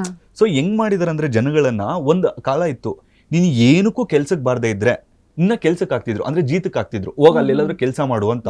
ಆದ್ರೆ ಇವತ್ತು ಅದನ್ನ ಹೆಂಗ್ ಉಲ್ಟಾ ಮಾಡಿದಾರ ಅಂದ್ರೆ ಅತ್ಯುತ್ತಮನು ಕೆಲಸ ಮಾಡೋನು, ಏನು ಕೆಲಸ ಇಲ್ದರೂ ವ್ಯವಸಾಯ ಮಾಡೋಂತರ ಆಗಿದ್ದಾನೆ. ಬಟ್ ಇವತ್ತು IT ಎಂಪ್ಲಾಯೀಸ್ ಮತ್ತೆ ಬೇರೆ ಬೇರೆ ಎಂಪ್ಲಾಯೀಸ್ ಏನಿದಾರೋ ಅವರಷ್ಟು ಸ್ಟ್ರೆಸ್ಡ್ ಪೀಪಲ್ಸ್ ಇನ್ಯಾರು ಇಲ್ಲ. ವ್ಯವಸಾಯ ಮಾಡೋದ್ರಲ್ಲಿ ಒಂದ್ರಲ್ಲಿ ರೇಟ್ ಸಿಗುತ್ತೆ, ಒಂದ್ರಲ್ಲಿ ರೇಟ್ ಸಿಗಲ್ಲ. ಯಾರೋ ಒಂದು ಸ್ಕಿಲ್ಡ್ ಪರ್ಸನ್ಸ್ ಇರ್ತಾನೋ ಅವ್ನು ಬದುಕೊಳ್ತಾನೆ. ಯಾರು ಈ ಒಂದೇ ಬೆಳೆಯನ್ನು ಹಾಕಿ ಒಂದೇ ಸಲ ಸಿಕ್ಕರೆ ಶ್ರೀಮಂತ ಆಗ್ಬಿಡ್ತೀನಿ ಅಥವಾ ಸಾಲ ತೀರ್ಸ್ಕೊಬಿಡ್ತೀನಿ ಅಂತಾರೋ ಅದ್ಯಾವುದೂ ಆಗಲ್ಲ. ಏನಕ್ಕಂದ್ರೆ ಮತ್ತೆ ಅವರು ಮನೆ ಮಠ ಮಾಡ್ಕೊಂಡು ಬೆಂಗಳೂರಿಗೆ ಬರ್ಬೇಕಾಗ್ತಿದೆ. ಸೊ ಇವಾಗ ಏನ್ ಅವ್ರ ಪೂರ್ವಿಕರು ವ್ಯವಸಾಯನ ಮಾಡ್ಕೊ ಬರ್ತಿದಾರೆ ಅಂದ್ರೆ ನಮ್ಮ ಒಂದು 60 ವರ್ಷದ ಹಿಂದೆ ಚೆನ್ನಾಗಿತ್ತು. ಯಾವಾಗ ಹಸಿರು ಕ್ರಾಂತಿ ಅನ್ನೋದು ಬಂತು, ಅಂದ್ರೆ ಹಸಿರು ಕ್ರಾಂತಿ ಏನಕ್ಕೆ ಬಂತು ಅಂದ್ರೆ ನಮ್ಮ ಇಂಡಿಯಾದಲ್ಲಿ ಅವಾಗ ಅಷ್ಟು ಅಡ್ವಾನ್ಸ್ಡ್ ಟೆಕ್ನಾಲಜಿ ಇರಲಿಲ್ಲ. ಇವಾಗ ಒಂದು ಟೊಮೆಟೊ ಹಣ್ಣಿನ ಗಿಡ ಅವಾಗ ಒಂದು 4 ಟೊಮೆಟೊ ಹಣ್ಣು ಬಿಡ್ತಿತ್ತು ಅಂತ ಅನ್ಕೊಳ್ಳಿ. ಇವಾಗ 400ವರೆಗೂ ಬಿಡೋ ತರ, 40ರಿಂದ 400ವರೆಗೂ ಬಿಡೋ ತರ ಡೆವಲಪ್ ಮಾಡ್ತಿದ್ದಾರೆ. ಸೊ ಅವಾಗ 4 ತಿಂದು ತುಂಬಾ ಆರೋಗ್ಯವಾಗಿರ್ತಿದ್ದ. ಇವಾಗ ಅಷ್ಟು ಆರೋಗ್ಯ ಸಿಗ್ಬೇಕಂದ್ರೆ ಅವ್ನು 400 ತಿನ್ಬೇಕು, ತಿನ್ನಕ್ಕಾಗುತ್ತಾ? ಆಗಲ್ಲ. ಸೊ ಅದೇ ತರ ಈ ಜನರೇಷನ್ ಗ್ಯಾಪ್ ಇಂದ ನಮ್ಮ ಈ ರೈತರು ಅನ್ನೋದು ಸ್ವಲ್ಪ ದಾರಿ ತಪ್ಪಿದ್ದಾರೆ ಕೆಮಿಕಲ್ ಫಾರ್ಮಿಂಗ್ ಬಗ್ಗೆ ಅಂತ ಹೇಳ್ತೀನಿ ನಾನು. ಓಕೆ, ಈಗ ನಾವು ಕೆಮಿಕಲ್ ಫಾರ್ಮಿಂಗ್ ಬಗ್ಗೆ ಮಾತಾಡ್ತಿದ್ದೀವಿ. ಒಂದು ಕೆಮಿಕಲ್ ಫಾರ್ಮಿಂಗ್ ಮತ್ತು ಆರ್ಗ್ಯಾನಿಕ್ ಫಾರ್ಮಿಂಗ್ ಅಲ್ಲಿ ಡಿಫ್ರೆನ್ಸ್ಗಳು ಯಾವ ರೀತಿ ಆಗಿರುತ್ತೆ? ಓಕೆ, ಸೊ ಕೆಮಿಕಲ್ ಫಾರ್ಮಿಂಗ್ ಅಂದ್ರೆ ಎಲ್ಲ ಕೂಡ ಆಚೆಯಿಂದ ತಗೊಬಂದು ಹಾಕುವಂಥದ್ದು. ಯೂರಿಯಾ, DAP ಮತ್ತೆ ಕೆಮಿಕಲ್ಸ್ ಆಗಿರ್ಬೋದು, ಮತ್ತೆ ಫರ್ಟಿಲೈಸರ್ಸ್ ಆಗಿರ್ಬೋದು, ಇನ್ಕ್ಲೂಡಿಂಗ್ ಬೀಜ ಕೂಡ ಬೇರೆ ಕಡೆಯಿಂದಾನೆ ತಗೊಬರುವಂಥದ್ದು. ಆರ್ಗ್ಯಾನಿಕ್ ಅಂದ್ರೆ ಏನಿಲ್ಲ, ಸಿಂಪಲ್ ಆಗಿ ನಿಮ್ಮ ತೋಟದಲ್ಲೇ ಫಸ್ಟ್ ನೀವು ಎರೆಹುಳು ಗೊಬ್ಬರವನ್ನ ಮಾಡ್ಕೋಬಹುದು. ಎರೆಹುಳು ಗೊಬ್ಬರ ಅಂದ್ರೆ ಹಸುವಿನ ಸಗಣಿ ಇರುತ್ತಲ್ವಾ, ಅದಕ್ಕೆ ಉಳಿದಿರುವಂತ ವೇಸ್ಟ್ ಎಲ್ಲ ಎತ್ಕೊಂಡಾಗ ಹಾಕ್ಬಿಟ್ರೆ ಅದು ಎರೆಹುಳು ಒಂದು ಗೊಬ್ಬರವಾಗಿ ಮಾಡ್ಕೊಡುತ್ತೆ. ಅದನ್ನ ನೀವು ಯೂಸ್ ಮಾಡ್ಬೋದು, ಅಥವಾ ಬೇವಿನ ಹಿಂಡಿ ಯೂಸ್ ಮಾಡ್ಬೋದು, ಹೊಂಗೆ ಹಿಂಡಿ ಯೂಸ್ ಮಾಡ್ಬೋದು. ಈ ಬೇವಿನ ಹಿಂಡಿ, ಹೊಂಗೆ ಹಿಂಡಿ ಎಲ್ಲ ಆಗಿನ ಕಾಲದಲ್ಲಿ ಪ್ರತಿಯೊಬ್ಬರ ತೋಟದಲ್ಲೂ ಇರ್ತಿತ್ತು. ಸೊ ಅದನ್ನೇ ಕಲೆಕ್ಟ್ ಮಾಡಿ ಅದನ್ನ ಎಣ್ಣೆ ತೆಗೆದ್ಬಿಟ್ಟು ಅದರ ಉಳಿದಿರುವಂತ ಹಿಂಡಿನ ಬಂದ್ಬಿಟ್ಟು ತೋಟಕ್ಕೆ ಹಾಕ್ತಿದ್ರು. ಓಕೆನಾ, ಇವಾಗ ಅದು ಕೂಡ ತಗೊಳ್ಳಂಗಾಗಿದೆ. ಬೇವಿನ ಹಿಂಡಿ ಮತ್ತೆ ಹೊಂಗೆ ಹಿಂಡಿನೂ ಕೂಡ ತಗೋಬೇಕಾಗ್ತಿದೆ. ಮತ್ತೆ ಅದು ಎಲ್ಲದಕ್ಕಿಂತ ಬೆಸ್ಟ್ ಏನ್ ಗೊತ್ತಾ, ಇವಾಗ ಆರ್ಗ್ಯಾನಿಕ್ ಫಾರ್ಮಿಂಗ್ ಮಾಡಬೇಕು ಅಂದ್ರೆ ಹೊಲದ ಸುತ್ತಲೂ ಕೂಡ ನುಗ್ಗೆ, ಗ್ಲಿರಿಸೀಡಿಯಾ ಮತ್ತೆ ಅಗಸೆ ಗಿಡಗಳನ್ನ ಹಾಕೊಳ್ಳಿ. ನುಗ್ಗೆ, ಗ್ಲಿರಿಸೀಡಿಯಾ ಮತ್ತೆ ಅಗಸೆ, ಇದು ನಿಮಗೆ ಬಯೋಫೆನ್ಸಿಂಗ್ ಆಗು ಕೂಡ ವರ್ಕ್ ಆಗುತ್ತೆ. ಒಂದು 6 ಅಡಿ 7 ಅಡಿಗೆ ಬಿಟ್ಬಿಟ್ಟು ಕಟ್ ಮಾಡ್ಕೊಳ್ಳಿ. ಕಟ್ ಮಾಡ್ತಾ ಇದ್ದಂಗೆ ಅದು ಹೊಸದಾಗಿ ಎಲೆಗಳು ಬರ್ತಾನೆ ಇರುತ್ತೆ, ಅದನ್ನ ಭೂಮಿಗೆ ಸೇರಿಸ್ತಾ ಹೋಗಿ. ಸೊ ನಿಮ್ಗೆ ಇದು ಫ್ರೀ ಆಫ್ ಕಾಸ್ಟ್. ಒಂದ್ಸಲ ಉಣಿದ್ರೆ ನಿಮ್ಗೆ ಲೈಫ್ ಟೈಮ್ ಅದು ಗೊಬ್ಬರ ಕೊಡ್ತಾನೆ ಇರುತ್ತೆ. ಅದು ನಿಮ್ಗೆ ಗೊಬ್ಬರವಾಗಿ ಕನ್ವರ್ಟ್ ಆಗಿರುತ್ತೆ. ಹಸಿರೆಲೆ ಗೊಬ್ಬರ ಅಂತ ಕರಿತೀವಿ. ಸೊ ಈ ತರದನ್ನೆಲ್ಲ ರೈತರು ಫಾಲೋ ಮಾಡ್ತಾ ಇದ್ರೆ ಕೆಮಿಕಲ್ ಡಿಪೆಂಡೆನ್ಸಿಯನ್ನ ಕಡಿಮೆ ಮಾಡ್ಕೋಬಹುದು. ಬಟ್ ಈ ತರದನ್ನ ಯಾರು ರೈತರು ಫಾಲೋ ಮಾಡಲ್ಲ. ಮತ್ತೆ ಒಂದು ರಾಂಗ್ ಪ್ರಾಕ್ಟೀಸ್ ಇದೆ ನಮ್ಮ ಇಂಡಿಯಾದಲ್ಲಿ. ಏನಂದ್ರೆ ಎಲ್ಲ ಕಸನೆಲ್ಲ ತಗೊಂಡು ಹೋಗ್ಬಿಟ್ಟು ಸುಟ್ಬಿಡು. ಕಸನ ಯಾವತ್ತು ಸುಡಕ್ ಹೋಗ್ಬಾರ್ದು. ಹಂಗ್ ಸುಡಬೇಕಾಗಿರೋದು ಒಂದೇ ಏನಂದ್ರೆ ನಿಮ್ಗೆ ಈ ಕಾಂಗ್ರೆಸ್ ಗಿಡ ಅಂತ ಬರುತ್ತೆ ಗೊತ್ತಾ, ಅದೊಂದು, ಮತ್ತೆ ಇನ್ನೊಂದು ಪಾರ್ಥೇನಿಯಂ ಗಿಡ ಅಂತ ಅದ್ರದ್ದು ಟೆಕ್ನಿಕಲ್ ನೇಮು. ಸೊ ಅದನ್ನ ಸುಡಬೇಕಾಗುತ್ತೆ. ಏನಕ್ಕಂದ್ರೆ ಅದರ ಬೀಜ ಅನ್ನೋದು ಒಂದ್ಸಲ ಬಿದ್ದಿದೆ ಅಂದ್ರೆ 7 ಸಲ ಮೊಳಕೆ ಬರುತ್ತೆ ಅಂತ ಬಿಟ್ಟು ನಮ್ಮ ಪೂರ್ವಿಕರು ಹೇಳ್ತಾರೆ. ಸೊ ಅಂತ ಹಾನಿಕಾರಕವಾದ ಕಳೆಗಳನ್ನ ಮಾತ್ರ ಸುಡಬೇಕು. ಅದು ಬಿಟ್ಬಿಟ್ಟು ನಾರ್ಮಲ್ ಹುಲ್ಲು ಅವು ಇವೆಲ್ಲ ಸುಡೋ ಅವಶ್ಯಕತೆ ಇಲ್ಲ. ಆರಾಮಾಗಿ ಅವು ಕಿತ್ಬಿಟ್ಟು ಮತ್ತೆ ಅಲ್ಲೇ ಹಾಕಿದ್ರು ಕೂಡ ಮಲ್ಚಿಂಗ್ ಆಗಿ ಇದಾಗುತ್ತೆ, ಅಂದ್ರೆ ಗೊಬ್ಬರವಾಗಿ ಕನ್ವರ್ಟ್ ಆಗುತ್ತೆ. ಅಥವಾ ನಿಮ್ಗೆ ಅಲ್ಲೇ ತರಕಾರಿ ಏನಾದ್ರು ಬೆಳೀತಿದ್ದೀರಾ ಅಂದ್ರೆ ನೀವು ಹೊಲದ ಆಚೆ ತಗೊಂಡೋಗ್ಬಿಟ್ಟು ಒಂದು ತಿಪ್ಪೆಯಲ್ಲಿ ಹಾಕೊಂಡ್ರು ಕೂಡ ಅದು ಗೊಬ್ಬರವಾಗಿ ಕನ್ವರ್ಟ್ ಆಗುತ್ತೆ. ಸೊ ಸಿಂಪಲ್ ಆಗಿ ಕೆಮಿಕಲ್, ಆರ್ಗ್ಯಾನಿಕ್ ಅಂದ್ರೆ ಕೆಮಿಕಲ್ ಅಂದ್ರೆ ಎಲ್ಲ ನೀವು ದುಡ್ಡು ಕೊಟ್ಟು ತಗೋಬರೋದು. ಆರ್ಗ್ಯಾನಿಕ್ ಅಂದ್ರೆ ನಿಮಗೆ ಏನ್ ಬೇಕೋ ಅದನ್ನೆಲ್ಲ ನೀವೇ ಮಾಡ್ಕೊಳ್ಳೋದು, ಇಷ್ಟೇ. ಈಗ ನಾವು ಕಸದಿಂದ ರಸ ಅಂತ ಹೇಳ್ತೀವಿ, ಹಂಗೆ ರೈತರು ಅದನ್ನ ಫಾಲೋ ಮಾಡ್ಬೇಕು ಒಂಚೂರು. ಯಾಕಂದ್ರೆ ಈ ಗೊಬ್ಬರದ ಗಿಡ ಬೆಳೆಸುವಂತದ್ದು, ದ್ವಿದಳ ಧಾನ್ಯಗಳನ್ನ ಬೆಳೆದು ಅದನ್ನೇ ಮಲ್ಚಿಂಗ್ ಮಾಡ್ತಾರೆ. ಈ ತರದ್ದು ಪ್ರಾಕ್ಟೀಸಸ್ ಮಾಡ್ಕೋಬೇಕು ಅಂತಾನ? ಈ ತರ ಪ್ರಾಕ್ಟೀಸ್ ಮಾಡ್ಕೊಂಡ್ರೆ ಅವ್ರು ಸೇವ್ ಆಗುತ್ತೆ. ಇವಾಗ ನಿಮ್ಗೊಂದು ಯೂರಿಯಾಗೆ ಒಂದು 10,000 ರೂಪಾಯಿ ಆಗುತ್ತೆ ಅಂತ ಅನ್ಕೊಳ್ಳಿ. ಅದೇ 10,000 ರೂಪಾಯಿ ಬದಲು ಅವ್ನು 1,000 ರೂಪಾಯಿ ಕೊಟ್ಬಿಟ್ಟು ರೈತ ಬೀಜ ಅಂದ್ರೆ ನಾರ್ಮಲ್ ಆಗಿ ಫಸ್ಟ್ ಅವರೇ ಇಟ್ಕೋಬೇಕು ಅಂತ ಬಿಟ್ಟು ಇದು. ಇವಾಗ ಅವ್ರು ಇಟ್ಕೊಂಡಿರಲ್ಲ, 1,000 ರೂಪಾಯಿ ಕೊಟ್ಬಿಟ್ಟು ಯಾವ್ದಾದ್ರು ದ್ವಿದಳ ಧಾನ್ಯದ್ದು ಮಳೆಗಾಲದಲ್ಲಿ ಒಂದ್ 2-3 ಮಳೆ ಇರೋಂಗ್ ನೋಡ್ಕೊಂಡು ಉಳುಮೆ ಮಾಡ್ಬಿಟ್ಟು ಬೀಜ ಹಾಕ್ಬಿಟ್ರೆ ಅದನ್ನ ಮಲ್ಚಿಂಗ್ ಮಾಡಿದ್ರೆ ಅದಕ್ಕಿಂತ ಗೊಬ್ಬರ 10,000 ರೂಪಾಯಿ ಸೇವ್ ಆಗುತ್ತಲ್ವಾ ಅವ್ನಿಗೆ.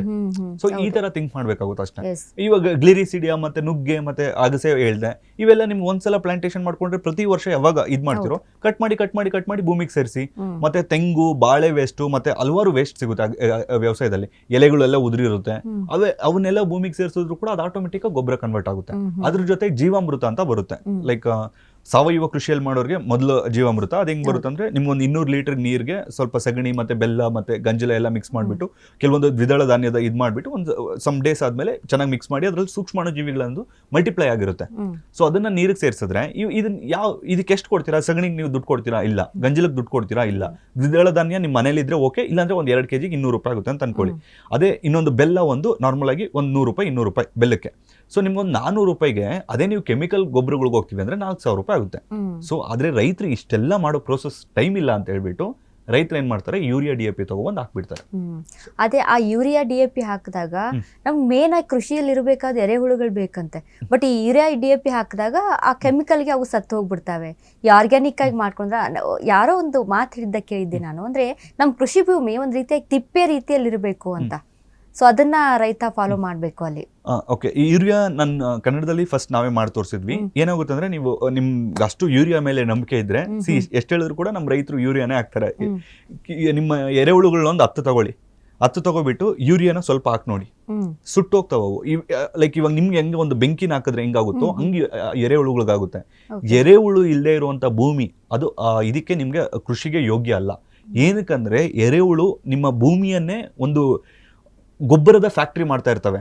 ಅದೇ ಈ ಕೆಮಿಕಲ್ ಏನ್ ಮಾಡ್ತಾವೆ ಅಂದ್ರೆ ನಿಮ್ಮ ಭೂಮಿಯನ್ನೇ ಒಂದು ಕೆಮಿಕಲ್ ಫ್ಯಾಕ್ಟ್ರಿ ಮಾಡ್ತಾ ಇರ್ತವೆ. ಸೊ ನಿಮ್ಗೆ ಕೆಮಿಕಲ್ಸ್ ಹಾಕ್ತಾ ಇದ್ರೆ ಫಸ್ಟ್ ಇಯರ್ ಚೆನ್ನಾಗಿ ಬರುತ್ತೆ, ಸೆಕೆಂಡ್ ಇಯರ್ ಚೆನ್ನಾಗಿ ಬರುತ್ತೆ. But the end of the day ಅವ್ನು ಕೆಮಿಕಲ್ ಇಲ್ಲ ಅಂದ್ರೆ ಬದುಕಕ್ಕಾಗಲ್ಲ. ಆ ತರ ಭೂಮಿನ ಹಾಳು ಮಾಡ್ಕೊಳ್ತಾ ಇರ್ತಾನೆ. Yes. ಅದೇ ಸಾವಯವ ಕೃಷಿ ಮಾಡಿದ್ರೆ ನಿಮ್ಗೆ ಎರೆಹುಳುಗಳಿರುತ್ತೆ, ಅಲ್ಲಿ ಮೈಕ್ರೋ ನ್ಯೂಟ್ರಿಯೆಂಟ್ಸ್ ಇರುತ್ತೆ, ಸೂಕ್ಷ್ಮಾಣು ಜೀವಿಗಳಿರುತ್ತೆ, ಒಂದು ಬಯೋಡೈವರ್ಸಿಟಿ ಅನ್ನೋದು ಕ್ರಿಯೇಟ್ ಆಗಿರುತ್ತೆ, ಸಣ್ಣ ಪುಟ್ಟ ಅಕ್ಕಿಗಳು ಬರುತ್ತೆ, ಮತ್ತೆ ತುಂಬಾ ಒಂದು ನಿಮ್ ತಿಂಕೆ ಮಾಡಕ್ಕಾಗಲ್ಲ ಅಷ್ಟು ಒಂದು ಭೂಮಿಯಲ್ಲಿ ಸ್ಮೆಲ್ ಚೆನ್ನಾಗಿ ಬರುತ್ತೆ.